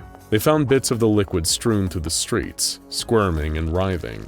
Unlike the first batch, these bits were able to be neutralized via regular bullets. Their search eventually bore fruit, and they found the man patching himself up in a nearby cellar. He had a briefcase, and the area around him seemed to be a type of laboratory. Still, they were unable to find the silver balloon anomaly. The operatives, with weapons drawn, attempted to speak with the man, but he lashed out and shot at them, prompting them to shoot back, immediately killing him. They weren't able to get much information from him, but it was an act of self-defense. The Foundation, now with their only source of information gone, resorted to looking through the rest of the basement. They found a series of documents held inside the room, all written in Italian. They also found a tunnel leading outside the town and a small cart that was intended to be used to transport cylinders containing the silver liquid out of Massa Rosa. The Foundation was very quick to stop this anomaly from getting out on the black market, as it seemed like this was a distribution and testing center. But with the man dead and the gel contained, they realized their mission was complete and collected all remaining documents and traces of the silver liquid anomaly. In a joint effort between the Italian and Lusophone branches, the liquid was transported to Brazil for further research and classified as SCP-007-INT. The Lusophone branch's Board of Superintendents had made the decision earlier that SCP-007-INT held historical and research significance for the two branches, as some of the task force members that aided in the capture of the anomaly were sourced from Brazil. The documents were shared between both branches, and chemical research on the object was conducted. Immediately, the Foundation discovered the reason why the liquid responded so quickly to the man who was distributing it, and why it works perfectly as a living shield. SCP-007-INT is sentient and capable of recognizing patterns and portraying emotion, albeit to small degrees. Research into SCP-007-INT's composition and responses to stimuli in a lab environment continued, But one researcher from the Italian branch noted that this wasn't the first time they had encountered an anomaly like this. When dealing with a group of organizations known as the Fascist Council of the Occult, the Foundation discovered a heavily redacted and secret anomalous weapon with certain properties similar to SCP-007-INT. While the details of this weapon were lost to the database and above our clearance level, we can assume that due to the Nazi connection between the man distributing the liquid and the Fascist Council of the Occult, that portions of SCP-007-INT managed to make their way to the black market and proliferate the criminal underworld. But when all the research was said and done, what was SCP-007-INT? The studies were conducted as a joint operation between the two branches, and as a result, allowed for a significant amount of testing. Researchers found that the gel was adaptable, durable, and intelligent to a certain degree, but they also discovered that their data was incredibly similar to another anomaly in their database, recorded by the Luciphone branch's predecessor, the Scientific Academy of the Anomalous. You see, the Foundation hasn't been around forever. Before it, the anomalous containment world was decentralized and composed of tinier organizations, and this was one of them. As it turns out, this organization recorded data remarkably similar to SCP-007-INT, but the details of the research was lost due to an incident involving rogue agents defecting from the organization. Think the Chaos Insurgency, but before them too. The two instances of the anomaly were apparently a perfect match to SCP-007-INT, and the two branches had both contained the same anomaly across decades, without being aware that the other had done it. While the documents were lost when defecting agents broke away from the Academy, researchers theorized that they either defected into or sold information about the anomaly to the Fascist Council, who were able to improve the liquid and turn it into a formidable military-grade weapon. Still, the experiments with SCP-007-INT proved to be a success. The anomaly's sapience allowed it to form a bond with its host, protecting and showing the desire to comfort them if need be. What a nice little hunk of deadly gunk, right? But then, just as the branches were about to give up on finding the Academy's old documentation for SCP-007-INT, they happened to discover it. The anomaly was given the codename Project Mel. This initial research found that the anomaly was incredibly adaptive, as seen below. Instance Alpha is the most belligerent case of SCP-007-INT. It prefers being involved in combat-oriented exercises and watching martial performances. Alpha has demonstrated a certain degree of infatuation to the party with, in its conception, the best performance by using its pseudopods in attempts to imitate some executed movements for the respective party to see.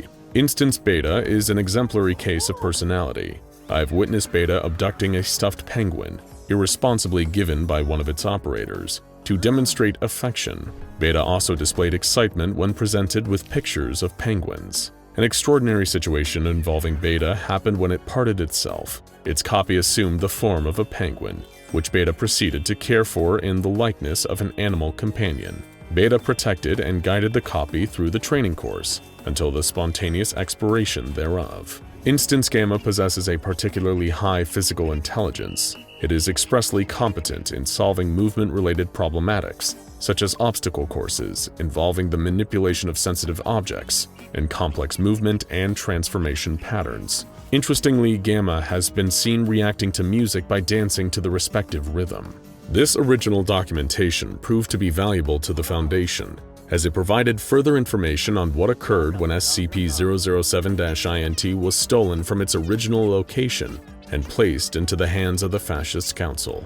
On December 25, 1972, several security breaches across the Academy occurred, as sleeper agents of the Council stole various anomalous assets from storehouses and vaults across the country. For 2 hours, the group of 6 rogue individuals took what they could, smuggling the objects away from the organization for the purposes of using and selling them to the highest bidder. Objects stolen included Project Mel, several prototype prosthetics, and various other pieces of high-security Academy documentation.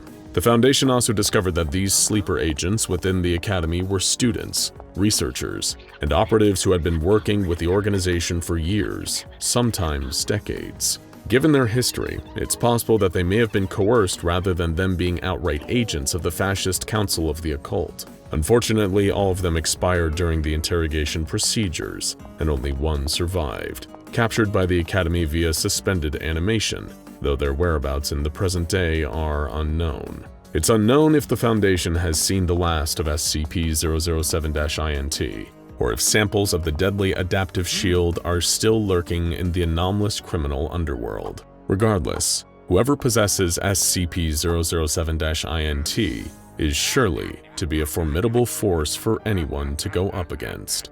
Hello again. It's good to have you back. And yes, we really do mean you. We're aware that you watch a lot of these videos, drinking in all that classified information about some of the SCP Foundation's most top-secret anomalies. You probably think you're pretty slick, don't you? As if nobody could see you peering in. And even if they could, they wouldn't remember it soon after. Yes, you're a very clever anomaly. We wouldn't even think of arguing against that. That's why this video is about you, SCP-3393. Don't be alarmed, we're on the same page here. We know that you access these files, particularly the files regarding yourself and your own activities. We know that you're on the shy side, and we definitely appreciate that. Unlike our other shy guy, you don't brutally murder everyone who witnesses you.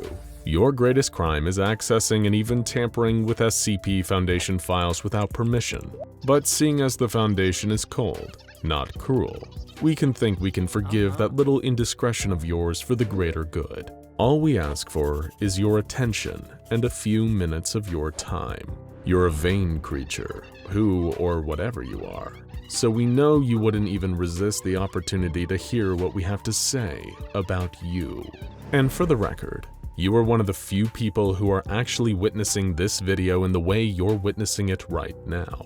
It's for your eyes only, so to speak, SCP-3393. This video, its description, and even the coding of its comment section is filled with state-of-the-art memetic agents cooked up by our best and brightest. To everyone except you, the researcher heading your case, the head of the Anti-Memetics Division, and a single member of the O5 Council, this is just your average run-of-the-mill video. This is a private conversation between you and the Foundation, SCP-3393. We hope you don't mind the designation. It's not like we know your real name, but we can make some rather educated guesses. We actually know very little about you on the whole, a fact we hope to change in the future. Much like several other anomalies we have files on, such as SCP-055, the Self-Keeping Secret, and SCP-2256, the Very Tall Things, information recorded about you isn't exactly sustainable. It becomes forgotten or unreadable shortly after it's noted down.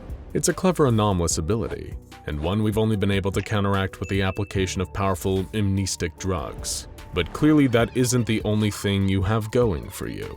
How do you think you've been able to access all of these videos, filled with classified information about anomalies, groups of interest, and even the inner workings of the Foundation itself? Through methods currently unknown to us, you've been able to somehow give your account level 4 clearance, giving you free reign over almost every file available. As much as it shames us to admit it, we haven't been able to remove this unpermitted clearance from your account, or even locate it for that matter. Like we've said before, you're a very clever anomaly. We respect that about you, even though you've been using this apparently crafty sapiens to inconvenience us. Our best guess is that you owe much of your success to powerful anti-memetic properties inherent to your anomalous being. But if we're off the mark on that, do feel free to enlighten us. Speaking of guesses, let's get back to what we think we know about you. After all, that's why you're really here, isn't it? No point being bashful, SCP-3393.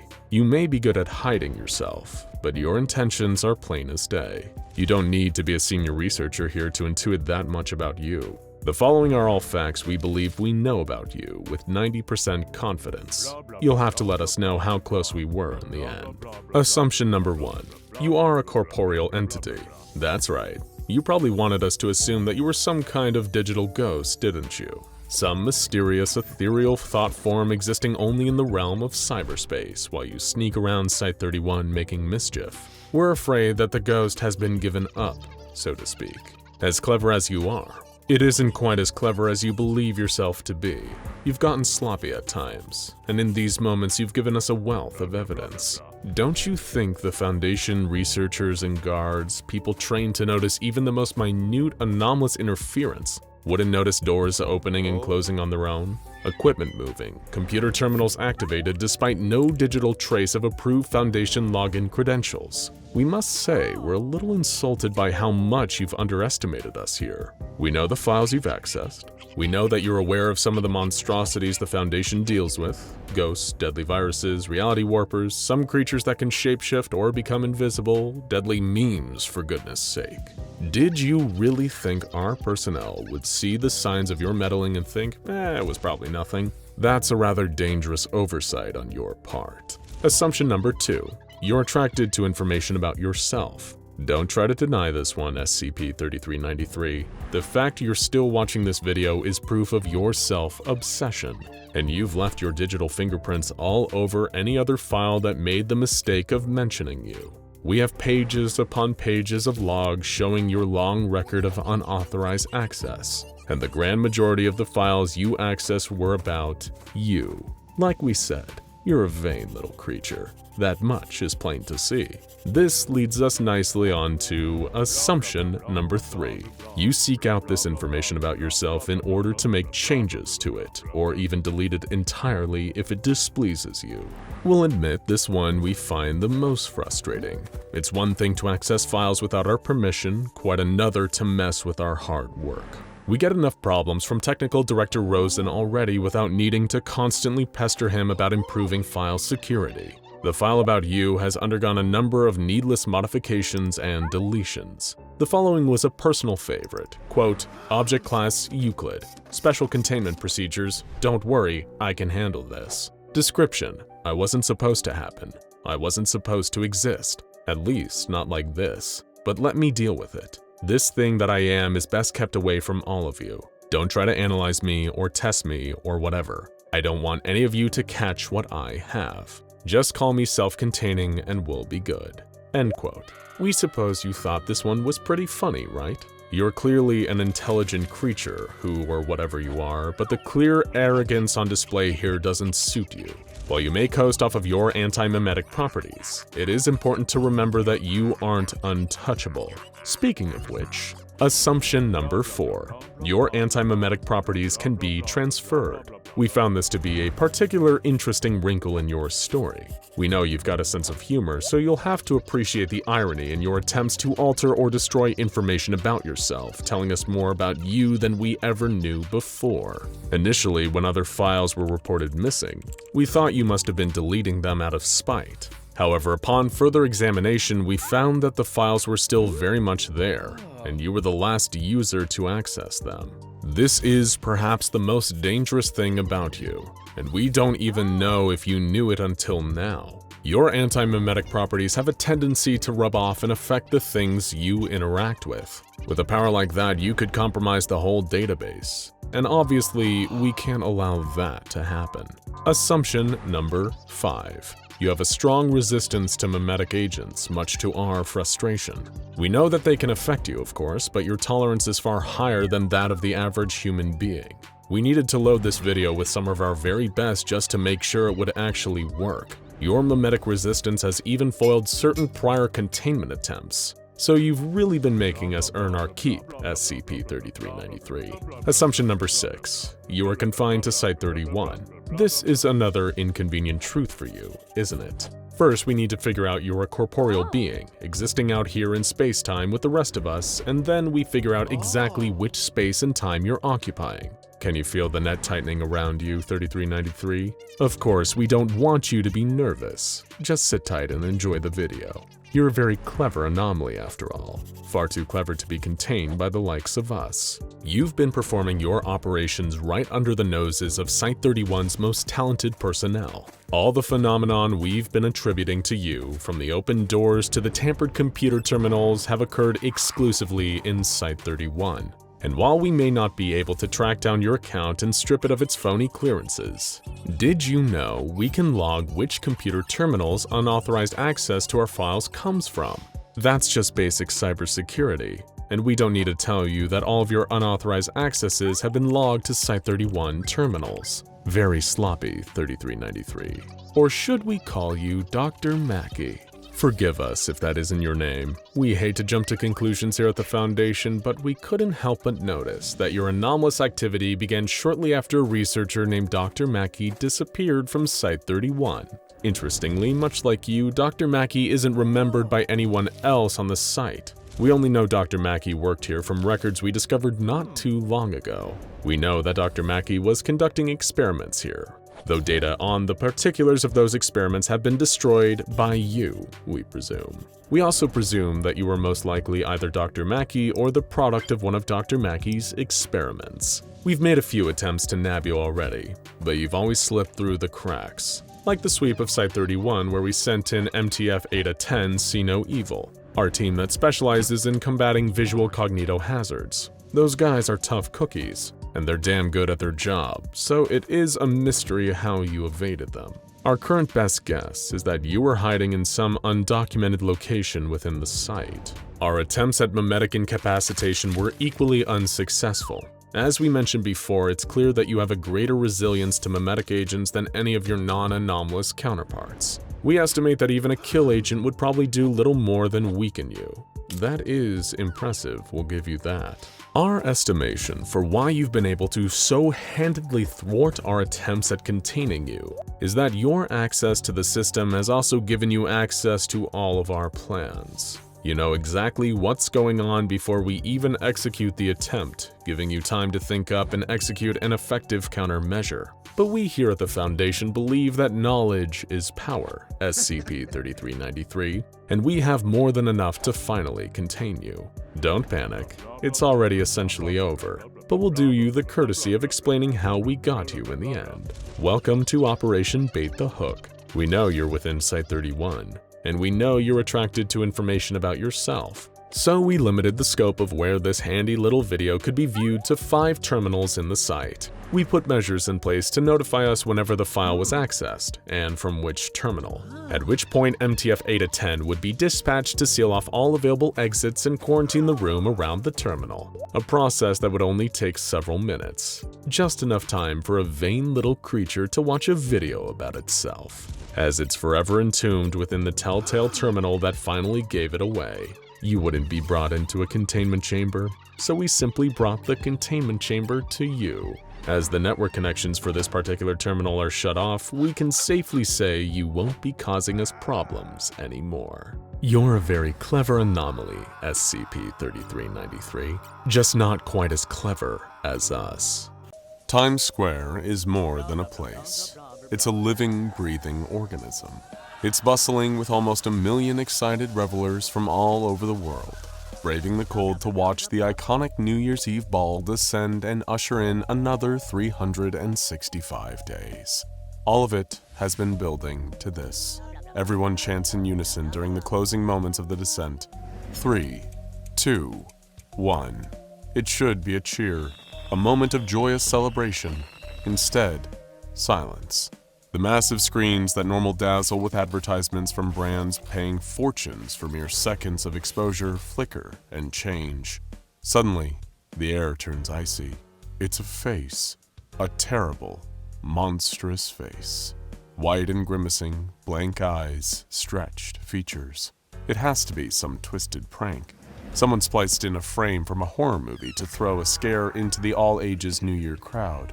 The crowd is transfixed by the terror looming above, but this is no movie. The horror they're looking at is real. It's an eerie feeling to have this many people in one place and only hear quiet murmurs. And in that silence, another thing can be heard. A horrified, rage-filled yell, galloping on hands and feet, and it's coming right towards them.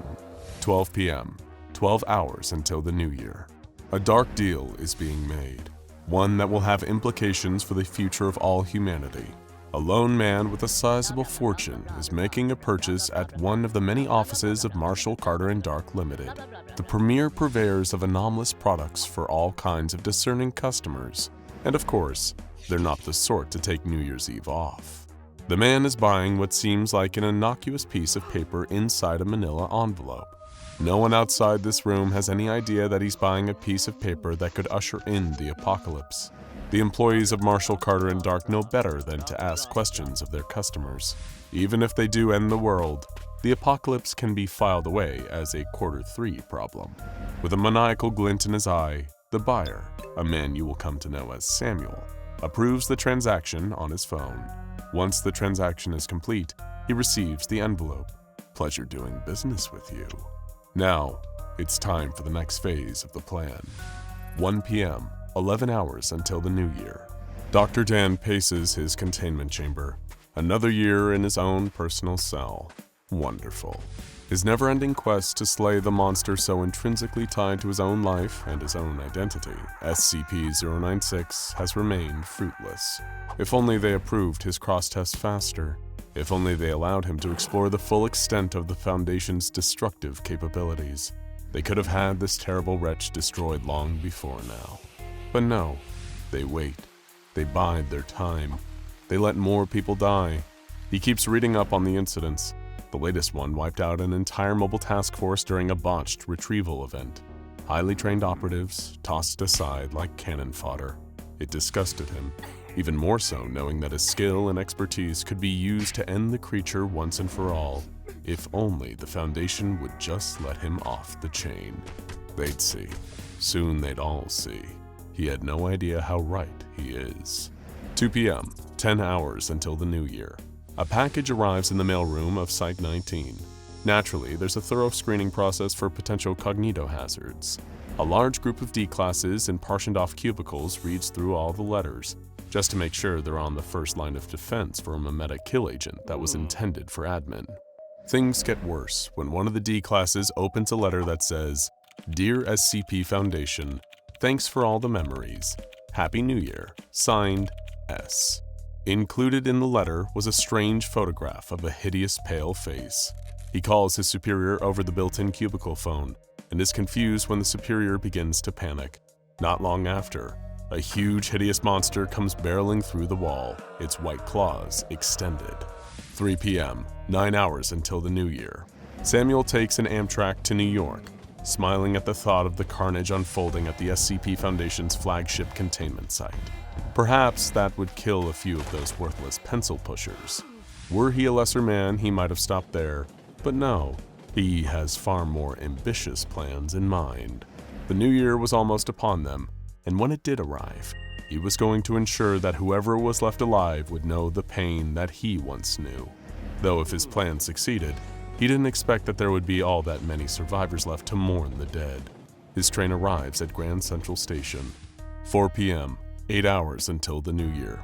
The Foundation picks through the rubble of the mailroom.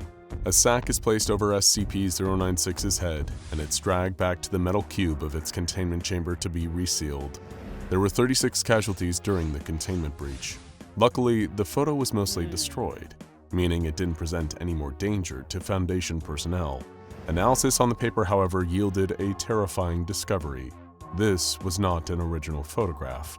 It was a Xerox. So who had the original? 5 p.m., 7 hours until the new year. Samuel had planned it all perfectly. He knew the exact address of the New York City NYE Planning Committee. He also knows exactly where to find all the techies ironing out the last kinks in the show for the big LEDs of Times Square. He infiltrates the building easily, dressed as a maintenance man, with a silenced pistol hidden inside his overalls. He just needs to lay low until the time comes. 6 p.m., 6 hours until the new year. As the day draws on, the Foundation continues to investigate the origin of the photo that caused the latest outbreak. The knowledge that there was someone out there with additional copies of a photo of 096's face, and with it enough knowledge of the Foundation to get the photo into their mailroom, was extremely frightening to the administration, and the note hinting at the mysterious S behind it all. Things only got worse when a Foundation informant embedded inside Marshall, Carter & Dark revealed that someone bought a photograph of SCP-096 at an incredibly high price. What they're doing with it now is still a mystery, but they'll soon find out. 7 p.m., 5 hours until the new year. Not long now. Samuel has waited so long to make his plan for vengeance a reality. When he notices the coast is clear, He enters the office of the NYE project's technical director. Before the director has any idea what's happening, Samuel wraps his arms around the man's neck and chokes him to death. His death will be so much kinder than the deaths that will come later. Samuel tosses the man's body aside and approaches his computer. He makes a single addition to the very end of the NYE presentation, 096.png. Everyone will be welcoming the new year in the most horrifying way possible. 8 p.m., 4 hours until the new year. Over at Site 19, everyone is in a panic. The subtext is clear. The first attack on the site was just a prelude to a bigger New Year's Eve attack. They would be preparing for a more dangerous attack elsewhere. The instruction was given to find the New Year's Eve events that would have the maximum potential for damage on civilians. A list was drawn up, and the Times Square New Year's Eve event was at the top of that list. 9 p.m., 3 hours until the new year. As the terrible plan draws close, Foundation researchers hit a breakthrough. They find the identity of the man who might destroy the world, and it hits so much closer to home than they ever possibly could have thought. Samuel Rothkin, a decorated member of a Foundation mobile task force, until now believed to have been killed in action in the most recent SCP-096 containment breach. Turns out, that hadn't actually been the case. The rest of the squad were all slaughtered during the breach, but he'd been able to avert his eyes at the crucial moment. He'd escaped the scene, leaving the site of the massacre. It wasn't hard to intuit that he felt betrayed by the Foundation, sending him and his team to die. Having to hear the sound of them being torn apart, but unable to even do them the decency of witnessing it, now he would make everyone witness the suffering, and the Foundation did not have long to stop him. 10 p.m., 2 hours until the new year. The very best of the Foundation's computer specialists, AI constructs, and web crawlers hope to seek out the code Samuel was using to release the 096 image, those awful murderous pixels that could ruin it all. Soon enough, they triangulate the location, with little more than an hour to spare. It's coming from a building in the vicinity of Times Square, as tourists pour in by the hundreds of thousands to enjoy the festivities. They will be a captive audience, staring at whatever Samuel wanted to show them on those giant screens. And they know exactly what that will be. 11 p.m., 1 hour until the new year. Every part of Samuel's plan seems to be coming into fruition, as he watches from an office of one of the many anonymous high-rises around Times Square. Samuel has nothing but contempt for the ignorant masses below, all the blood and the friends he's lost to keep them safe. The old Foundation motto loops through his head: "We die in the dark, so that you may live in the light." Now it's their turn to see what the dark truly looks like. He checks his watch as the time passes. It isn't long before there's only minutes left. Glorious. He isn't even fazed when a group of other Mobile Task Force operatives, his former brethren, march up behind him, telling him to freeze and turn around. "Well, which one is it?" he says with a smile. They tell him they're deploying a temporary signal jammer for all the major networks in attendance, and they've intercepted the code put in place to project 096's face onto the screens of Times Square. "No, you've intercepted the decoy code," he says, and reaches for his gun. The MTF agents rip him to shreds in a hail of gunfire. As he lays on the floor of the office, dying, he still smiles. It worked.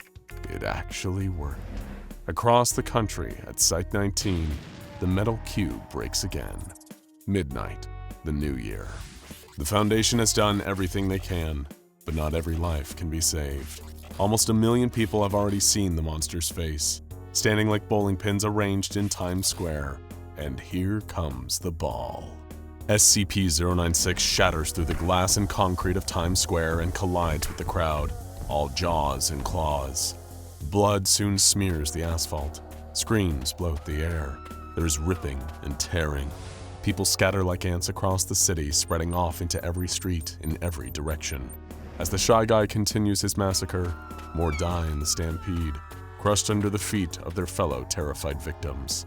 The security stationed at the event level their handguns and rifles at the monster and start to fire, but their bullets have no effect. Back at Site 19, the Foundation has entered panic mode. Thanks to their efforts, the live feeds around the Times Square event have been cut, buying the rest of the world some time. but at least 1 million lives in the center of the United States' largest city are gone. After all, those that see the Shy Guy's face are considered lost. But now they needed to live up to their middle initial and contain this nightmare before it got way out of hand. While 1 million dead was a tragedy, if those millions started live streaming to TikTok, or the crowd dispersion spread far enough out into the city that it created a domino effect of Shy Guy witnesses, while keeping it below 5 million casualties would be nothing short of a miracle at that point. Foundation Mobile Task Force helicopters are en route, but that's more of a formality at this point. An order has been made to withdraw all Foundation ground agents from the city as quickly as possible, as the matter is passed up the chain for the O5 Council to come to their ultimate determination. In a clandestine room among several of the Council's senior members, a decision is made, one of the most horrifying decisions in the long and sordid history of the Foundation, but it's one that in the eyes of the Council is the only way they can possibly save the world at large from falling prey to the deadly anomalous effects of SCP-096.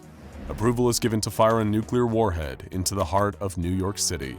The ICBM is fired from a silo on American soil to ensure that it reaches the city before things get any more out of hand. It takes to the sky, a brutal hellbird, and sails towards its target. The streets are awash with carnage. People scream and run as the Shy Guy tears through them. Thousands of lives have been lost already, and it's just getting started. It remorselessly does its work, never tiring, never relenting. Regardless of race or gender or age, it slaughters. In the chaos, some reach to pull out their phones. They have to document it, if only to prove to themselves that it exists. They reach for the live buttons on their various apps, having no idea that in doing so, they'll doom everyone who watches. But before they can do that, they find themselves looking up. There's a deafening roar from the sky, and a flash of bright white light.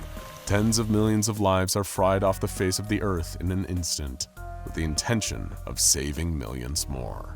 Once the dust has settled, the cybernetic mobile task force Samsara, cloned from the flesh of a dead god, are sent in with integrated scramble technology to retrieve SCP-096, still regenerating its flesh around its indestructible skeleton. Samsara are the only ones who could even survive such a mission. It's a mission that the Foundation clings to as a desperate attempt to justify the atrocity they had orchestrated, an atrocity committed under the guise of good. If anything about this can be called good. You're a pizza delivery person for a company we're not at liberty to name. It may seem like a thankless job, but you're part of the thin crust between satisfaction and starvation for people who really don't feel like cooking or going out tonight. You're a tried and true pizza veteran. You've seen a lot on the job. From people who try to rob you on their own doorsteps to one guy who tried to tip you with a clearly fake Rolex. But you haven't seen anything like the insanity you're about to encounter tonight. That's because you're about to get sick. Really, really sick. And we know there's probably a lot of diseases you'd rather not catch. But trust us, no disease bites quite like SCP-3760. But back to you. You're parked on the saddle of your prized bicycle, pedaling for your life. The biggest order you've ever delivered strapped to the cargo rack behind you. 8 large meat feast pizzas. You figure you're heading towards the most hopping or at least the hungriest party in the city. And despite the frustration of needing to ferry this hot, cheesy nightmare to its destination, parties have historically been pretty good tippers. Little do you know, your prized customer is about to give you much more than just a tip. You pull outside their ground-level apartment and park your bike. There's no music coming from the apartment you're heading to. Strange. You pick up your precious cargo and trudge towards the door, barely managing to ring the bell with your spare pinky. The door swings open instantly, as though the occupant was just standing behind it the whole time, waiting for you. When the door opens, you're not sure what to make of what you see inside. There isn't a party. There doesn't even seem to be a group. Just one person standing there and staring at you. And something about this person is just wrong. His skin seems to be an oddly unnatural color. It has a slightly gray hue, like it's rotting, and you see that the stranger's shirt is torn in several places. You're trying your best to remain professional and not stare, but you notice that whatever is under these tears doesn't look like skin. It's almost like there are holes all over his body underneath the shirt. Big, gaping holes. And are those? You're cut off when he takes the pile of pizzas from you and shoves what was once a handful of dollars into your palm. They seem torn up, and worst of all, wet. You look past your strange customer and see that his apartment looks just as shoddy as he does. There's stuffing torn from the couch, huge tears in the curtains, what you could swear are scratch or bite marks on some of the wooden furniture. This man clearly needed his pizza. As you begin to step away, happy to just be rid of this freaky situation, you do something that you'll live to regret. Just for a moment, you lock eyes with the customer. There's something about them that makes you feel sick. They're wet and black, more like a doll's eyes than anything that should belong to a human. Just that one instant of contact is enough to chill your bones. And according to some theories around SCP-3760, it may have been the moment of your infection.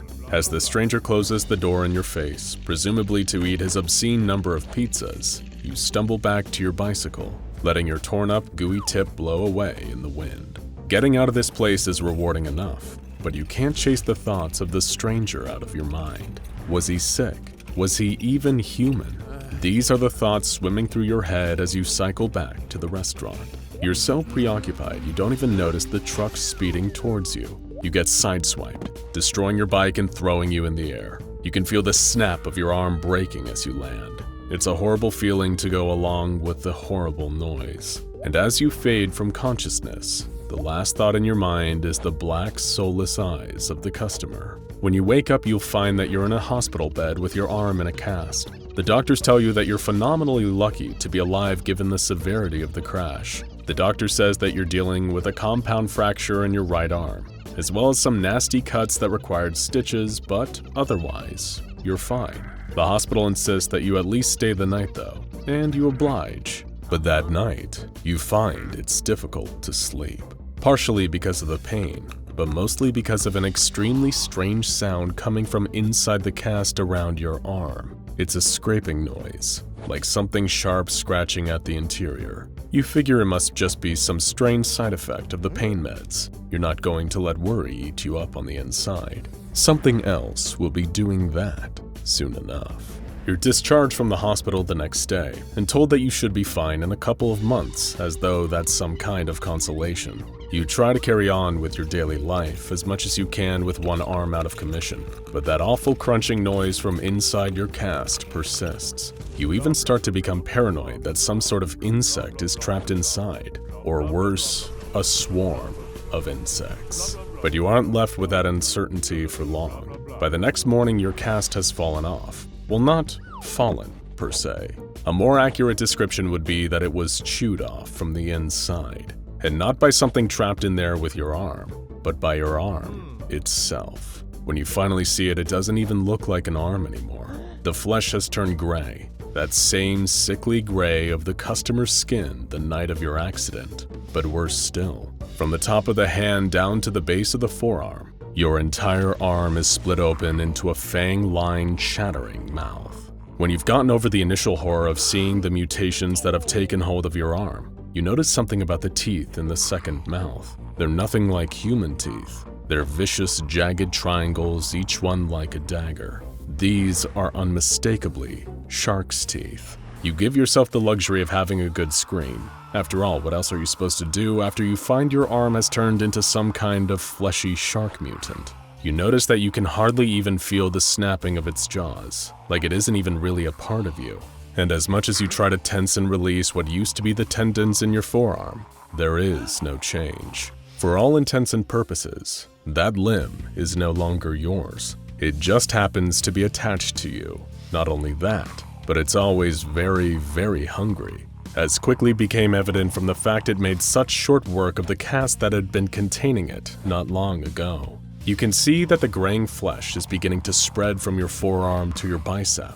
It's almost like little by little, your tissue is being switched. Somehow you're innately aware that if you don't feed your arm, it'll get even worse. Suddenly, everything about the strange customer from the night of the accident makes sense. He had whatever you have now, only worse. He was just hoping that the pizzas would keep the beast at bay. and you very much hope the contents of your fridge will do the same. Wasting no time, you grab some processed ham and raw chicken. You're not an idiot. You know that if this thing is anything like a real shark, it's only going to be interested in meat. But when you shove the processed meat into the nibbling maw on your forearm, you notice that it seems to spit the food out. Something tells you that your offering was too dead. Now you're really afraid. Will this thing want live prey? Will that be the only way to stop it from taking the rest of your arm or even more? The thought terrifies you. It's like being Venom, except you don't even get a new alien friend or any cool superpowers for your trouble, but you're smart. You're resourceful. You don't intend to let this thing take over your life without a fight, and you've always believed what G.I. Joe taught you. Knowing is half the battle. Sadly, doing an internet search for "my injury is somehow mutating into a shark, how do I stop this?" didn't do much good. And you don't want to go to a doctor, because part of you expects to be immediately shipped off to the nearest circus or military research lab. Instead, you throw on a thick leather jacket that you hope your new shark arm will take a while to eat through, and head to the library of the nearest medical college. If anywhere has sources on the most obscure of medical problems, this would be the place. And after hours of searching through index cards, you find it. What seems to be the one and only source of this ludicrous topic in the thousands and thousands of books. A series of journal entries made by Dr. Keith Woodward, ship's medical officer aboard the USS Kirby, circa 1922. Even the library's indexing system prefaces the source with a disclaimer that it's likely 25% quackery and 75% ocean madness. But that doesn't deter you, and he poured in a storm. Dr. Woodward told the horrifying tale of the USS Kirby's collapse due to a sudden and unexplainable contagion. It began with the infection of a sailor on the ship named Willis Riggs, who'd fallen overboard and had his foot partially eaten by a shark. Much like your arm, the man's foot slowly became the ravenous, all-devouring mouth of a shark itself. Little by little, it spread to the other crew members through unknown means. Any injuries sustained by the crew didn't heal like normal, but instead became this vicious living shark tissue. Soon these ever-hungry new mouths led them to eat each other, and then themselves from the inside out. Even after the humans they once were could be considered long dead, those hungry jaws kept snapping. There was no cure. There was no solution. Everyone on the boat was recorded as having mysteriously died at sea. That is the curse of SCP-3760. And as if on cue, you look down to see that the shark's mouth in your arm has chewed through the leather of your sleeve like it's nothing. It's hungry, and nothing will satiate it. But perhaps some sacrifices need to be made if you want to stop it from getting worse. Just as the thought crosses your mind, a needle full of sedative is injected into your neck. Everything goes dark very quickly, and when you wake up, you're in a clean, clinical white room. You are now officially under containment by the SCP Foundation. Not that you'll know that anytime soon. This may seem like the cavalry has arrived, but sadly for your sake, they have no interest in curing you. They're just eager to gather more data on how your condition progresses. SCP-3760 exists as a latent infection in well over half of humanity, but its horrific mutating effects are activated in only a relative few. There have only been 2,785 recorded cases of SCP-3760 activity observed between 1958 and 2016. This is thanks to the Foundation's secret weapon against the shark mutation menace, Subliminal Mimetic Agent Kappa Omicron, or SMA-KO, a widely distributed mimetic agent that suppresses the symptoms of infection in most people. Not that this would provide much comfort to you, as you join the almost 3,000 others who have been infected, and you are doomed to slowly turn into an abomination in your containment chamber. If it's any consolation, you may not see the truly advanced stages of the disease. The most common cause of death among the afflicted is being eaten by their own ravenous shark mouths long before it changes your entire body. Actually, come to think of it, that's not much of a consolation at all. But hey, when it comes to anomalous mutations, we're sad to report that there's rarely a happy ending in store for those afflicted, and SCP-3760 is no exception to the rule. SCP-173. It's a peculiar statue with a bad attitude and a penchant for strangulation and snapping necks, though only if nobody has maintained unbroken eye contact with it. Some know it as the sculpture, some know it as the peanut, Some know it as probably the most important anomaly of all, considering it's the one that got this whole crazy affair started. But today we're here to ask an important question. Do any of us really know it at all? After all, its original file is hardly comprehensive. You might even venture to say it's one of the most enigmatic SCPs out there, despite its popularity. But today we're taking a dive beneath the concrete, rebar, and Krylon brand spray paint to give you the real inside scoop on SCP-173. We've broken into the SCP Foundation archive and found 10 different important files on this infamous vertebrate vandal, and we're going to explore each and every one of them with you today. As you can expect from the Weird and Wild SCP Foundation, they cover possible pasts, presents, and futures, and some of them will naturally contradict. But that just gives you more of an opportunity to immerse yourself and compare them. We often like to believe that the real truth is somewhere in between, so make sure you pay attention to every detail throughout. So let's get the show on the road and explore our 10 documents of interest for SCP-173 in hopes of finally getting the complete story. And, of course, don't blink. Document 1. Crunch. Where better to start than the mind of the sinister sculpture itself? Crunch gives us an insight into the private thoughts of this otherwise pretty uncommunicative monster and reveals a great deal about its relationship with its favorite activity, snapping the necks of anyone who dares look away from it. In Crunch, SCP-173 speaks in very basic, broken, Rorschach-esque English, saying things like, "Room dark, people gone, can move. I happy, trapped for years. Kept by a man for research, left alone in room, left to scratch at walls, left to rot and die unless needed. Specimen for research, trapped by self, never seen by others, never spoken. Listen, but never speak. See, but never seen. Made of rock when others come, free when they not look. Prisoner when they look back. I hate." SCP-173 hates and resents its captors for keeping it confined. In its own mind, crunch, how it refers to the snapping of its victim's neck, is the only thing that gives its life a sense of meaning. It will continue to crunch for as long as it's contained, because thanks to the SCP Foundation, crunch is all it has left these days. Document 2. How 173 got to Site-19. This semi-origin story is one that the fans of this channel will be familiar with. While it doesn't give us any insight into why this nasty pile of concrete actually exists, it does inform us why it's currently our problem. SCP-173 isn't actually an anomaly native to our universe. However, its native dimension was destroyed by the beast trapped in SCP-2317, the Devourer of Worlds. As is standard procedure for a universe about to experience an XK-class end-of-the-world scenario, the Foundation's Department of Extra-Dimensional Affairs swooped in and collected all the valuable anomalies before the world went down the tube. One of these was, of course, SCP-173, which was vacated to Site-19 in our dimension in 1993.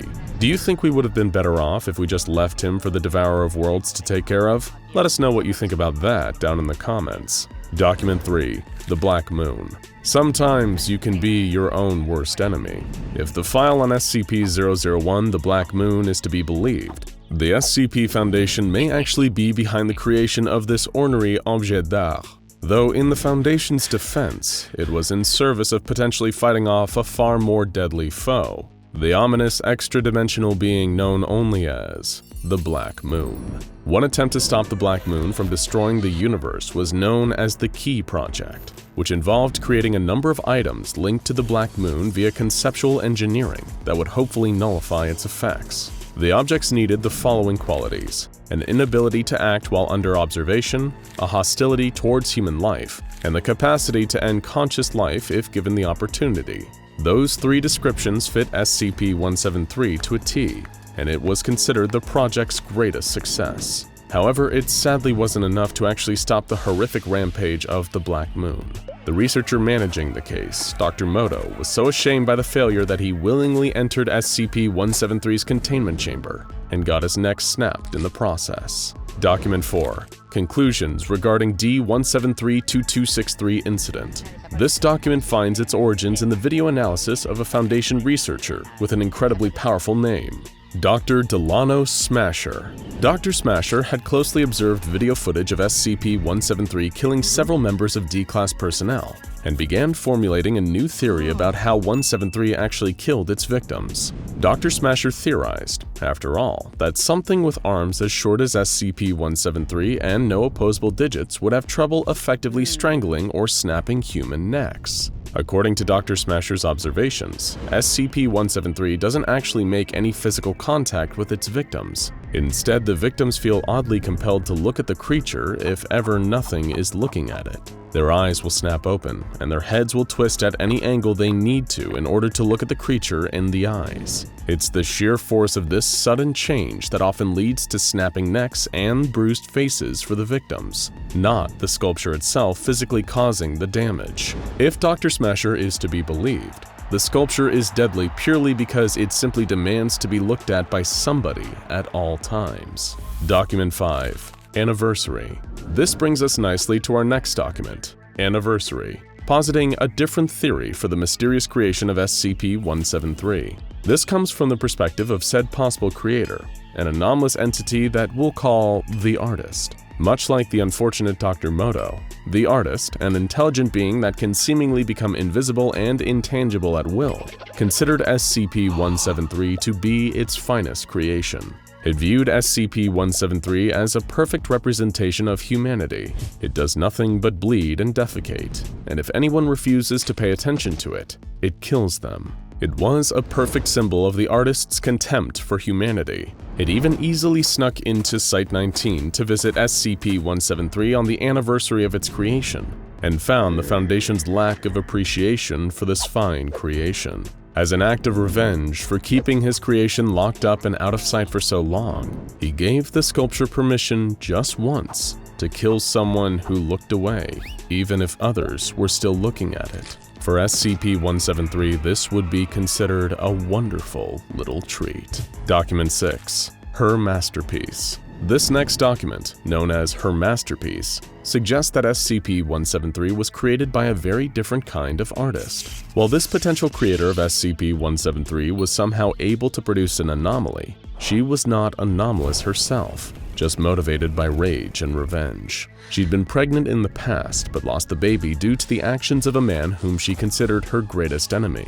She vowed to make art from his demise. The woman murdered her enemy with a baseball bat before using concrete and rebar to build SCP-173 around him, almost as a way to mock her fallen foe.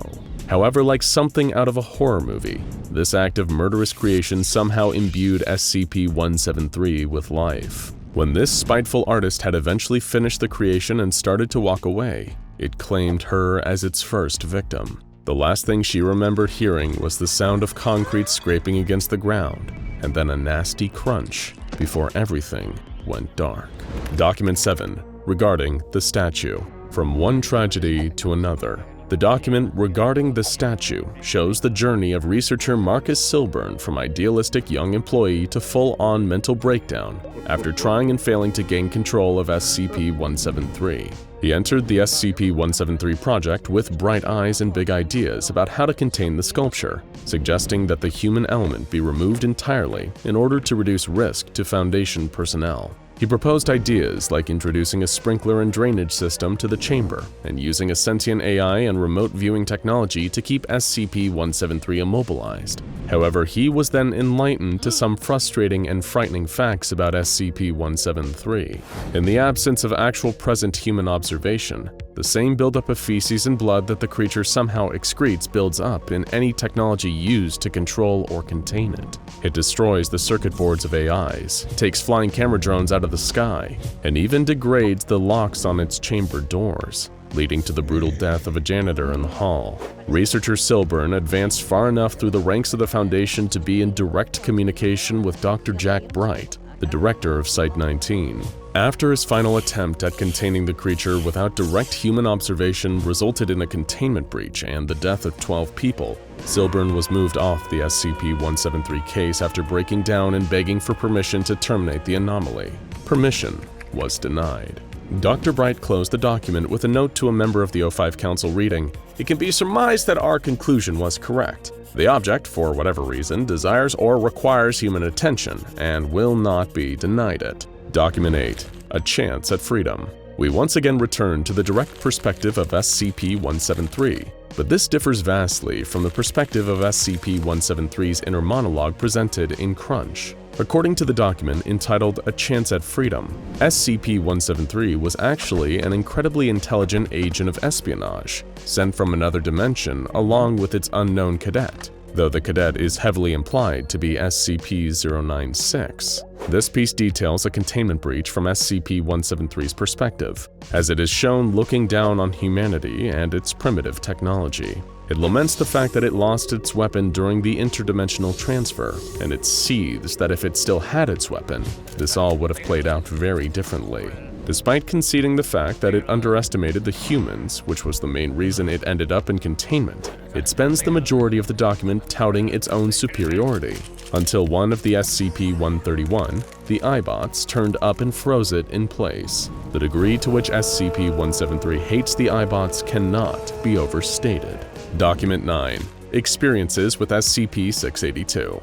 Of course, no full-story video on SCP-173 would be complete without a discussion of the SCP-682 cross-tests. A number of researchers, though particularly the very persistent Dr. Carlson, decided to use SCP-173 in various manners, in hopes of finally doing in that damn lizard. In their first engagement, 682 seemed rightfully frightened of 173, and when a sniper shot its eyes out, 173 immediately snapped its neck. Of course, it grew back a series of sniper-proof eyes not long after. Someone next suggested SCP-173 being sent in with a picture of 096 taped to its chest, though this was rejected as being ridiculous and an incredibly dangerous idea to everyone. Thank you, Dr. Bright. The researchers then went after SCP-682 with high-precision blades, cutting it to pieces, each of which became autonomously dangerous enemies. SCP-173 then began to murder each of those blobs of the mutated tissue, until it stopped when a D-Class was sent in to stare at it,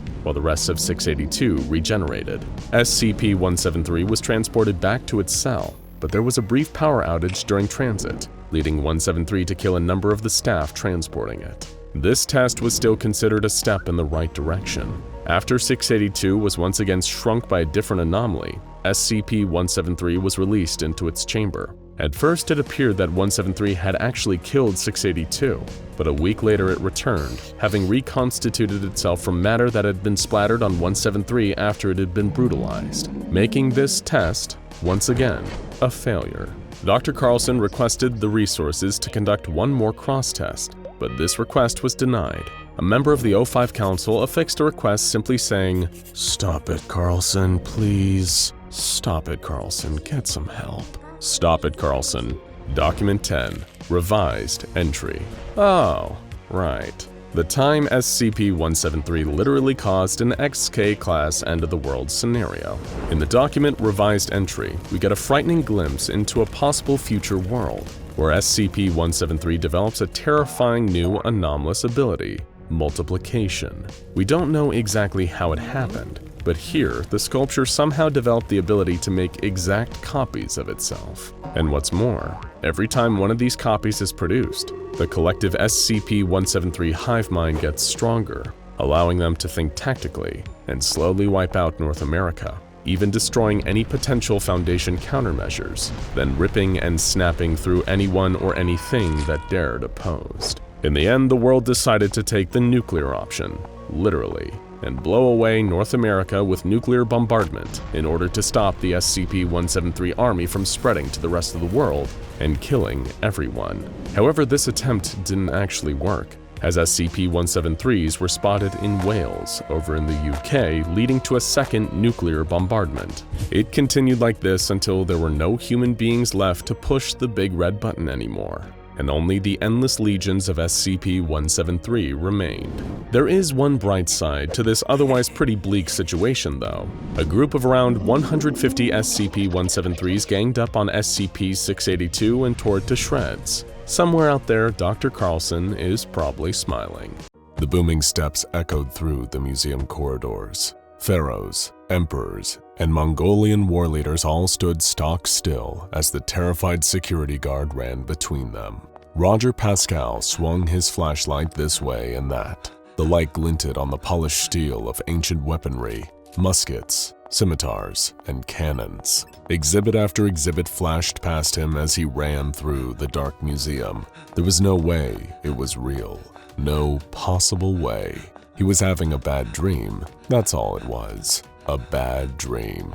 The shaking ground under his feet and the marching rhythm of the impossibly heavy footsteps behind him told him that it was real, all right. It had just been a normal shift like any other, just a regular night at the museum. Roger had been sipping his coffee and listening to the radio when all of a sudden he felt his chair start rumbling beneath him. He put his coffee down on the table and watched as it recoiled as the footsteps grew louder and closer. He got up to investigate and couldn't believe what he'd walked in on.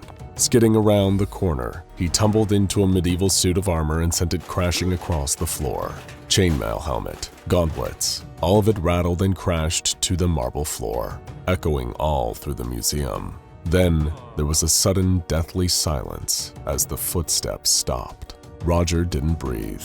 Then they started again, heading straight towards him. It was all Roger could do to lie on his back in front of the giant taxidermy eagle and point his flashlight at the door as the monstrous figure of the stone soldier walked around the corner, musket in hand. Woodstock, Vermont, 1995. It was a normal day just like any other. The birds were singing in the trees and there was a gentle breeze blowing through.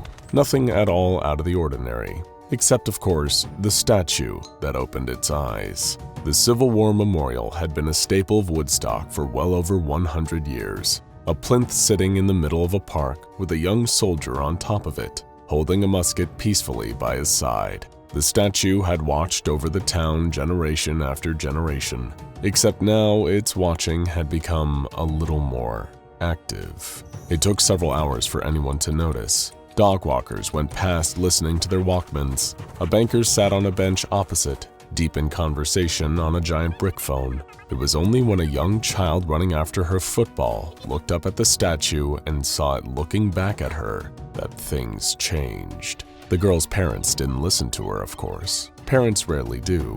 But word quickly went around the girl's school. Most of the time, the statue was totally still, no movement in the eyes at all. But on occasion, when a group of kids gathered around it and talked to it enough, the statue seemed to look down at them as if it was listening.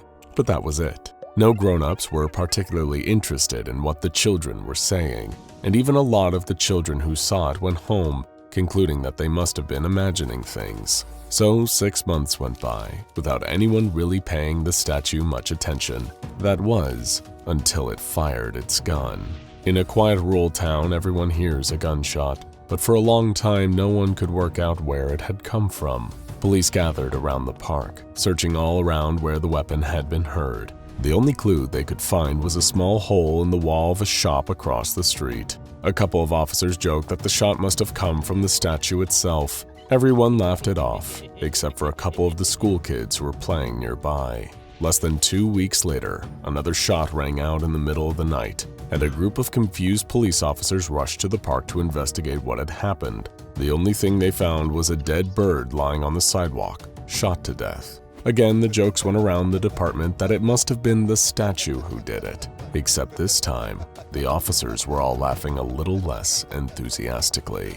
Without much crime going on in Woodstock, Vermont, the department decided to take the shooting quite seriously, going so far as to perform an autopsy on the dead pigeon. But when they cut the animal open and looked at the wound inside its chest, they were filled with even more confusion than they were before. It wasn't a conventional bullet lodged into the bird's ribcage at all. It was perfectly round and made of what appeared to be stone.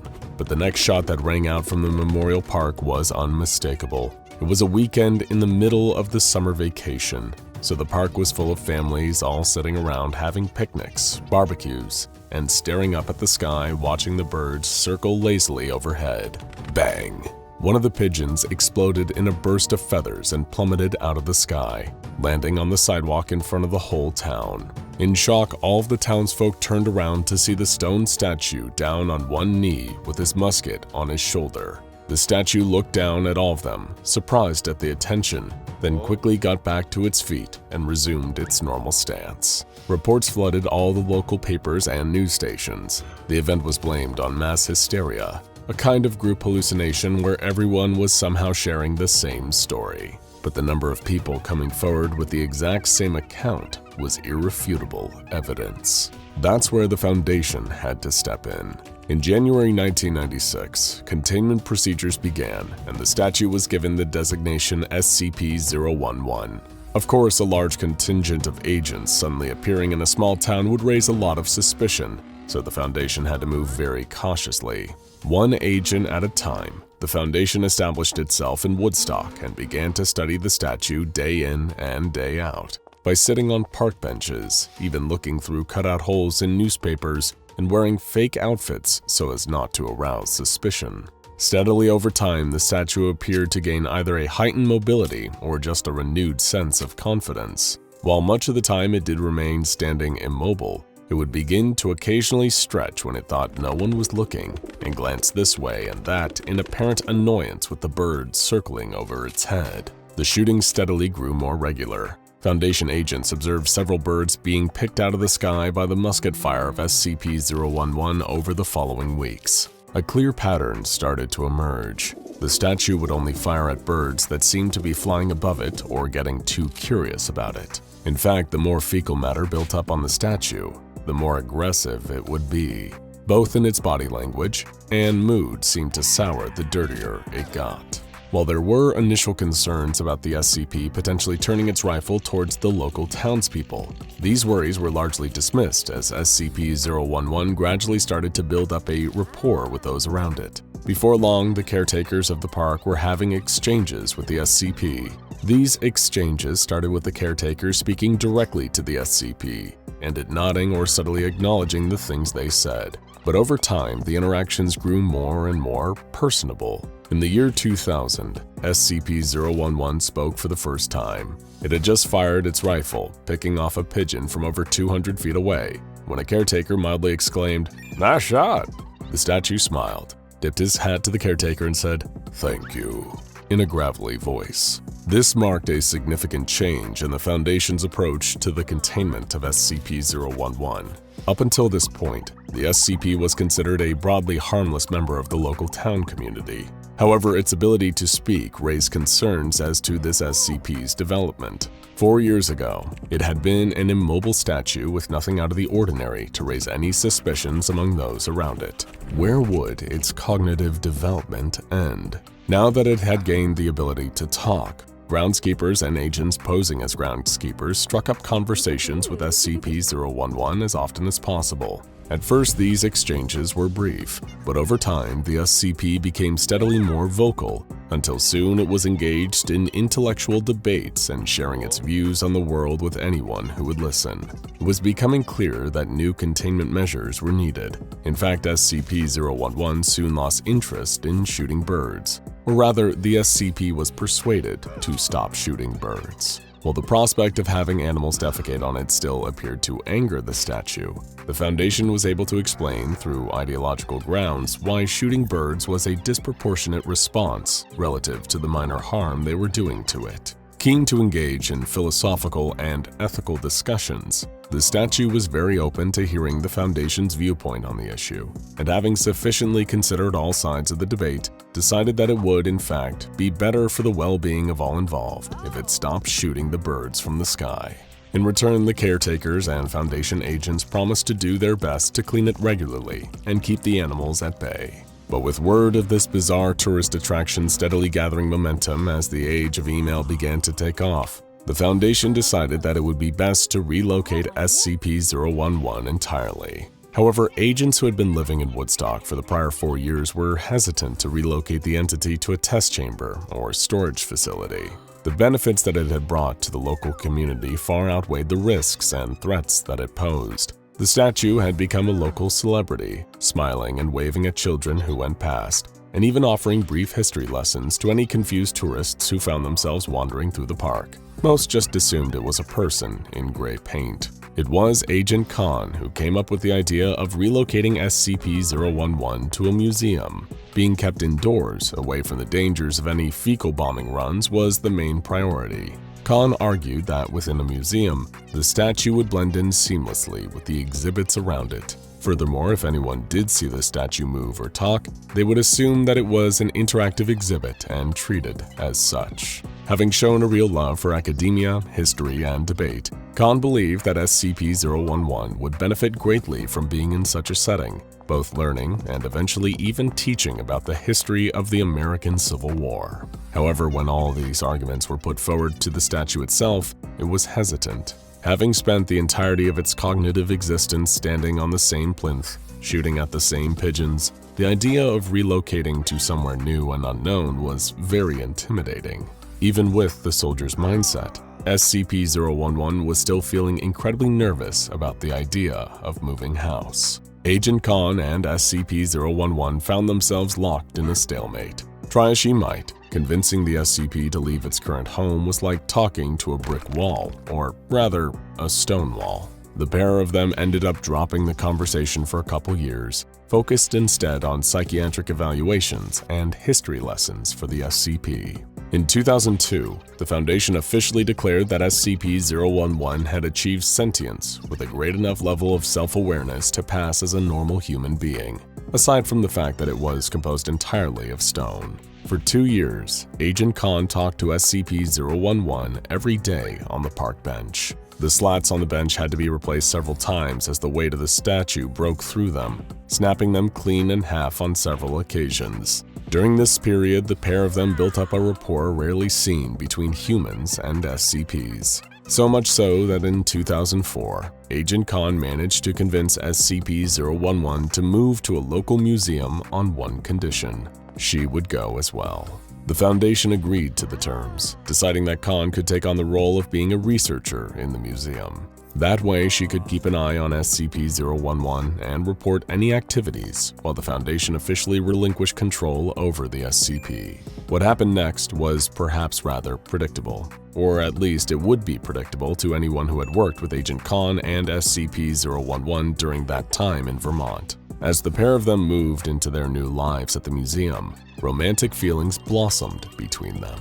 Seeing as SCP-011 is officially outside of the SCP Foundation's jurisdiction, there has been no official inquiry into the nature and practicalities of the relationship between the woman and the statue. But from the reports that make their way to the Foundation every 3 months, it is clear that both are very much enjoying the privacy of their new arrangement. Roger Pascal closed his eyes, imagining the barrel raising higher and higher until it was pointed squarely at his face. He had been told by his bosses not to ask questions about the origins of the statue that had suddenly appeared in the Civil War section. Even when he saw the statue's eyes moving, he'd kept his mouth shut. That was until he was doing his security rounds that night and heard those booming footsteps leading him behind one of the displays. He had rushed over in a panic. Peering around the corner, he had been shocked to see Miss Khan, one of the researchers here, and the Civil War statue engaged in a passionate kiss. He had turned and bolted as fast as he could until he ended up here, terrified on the floor as he imagined the musket being leveled at him. But then a second pair of footsteps joined the group, and a woman's laugh filled the room. Opening his eyes, the security guard saw the pair of them, the statue and the researcher standing in the doorway, laughing about the whole situation. The musket was slung over the man's shoulder as he offered a cold, stony hand down to the security guard to help him up. Ironically, there was something about the statue's smile that softened Roger's stony heart as he was hauled to his feet. I have so many questions. Now check out SCP-173 Origin Story, how 173 got to Site-19, and SCP-1913 Deadly Monster Squad, The Furies.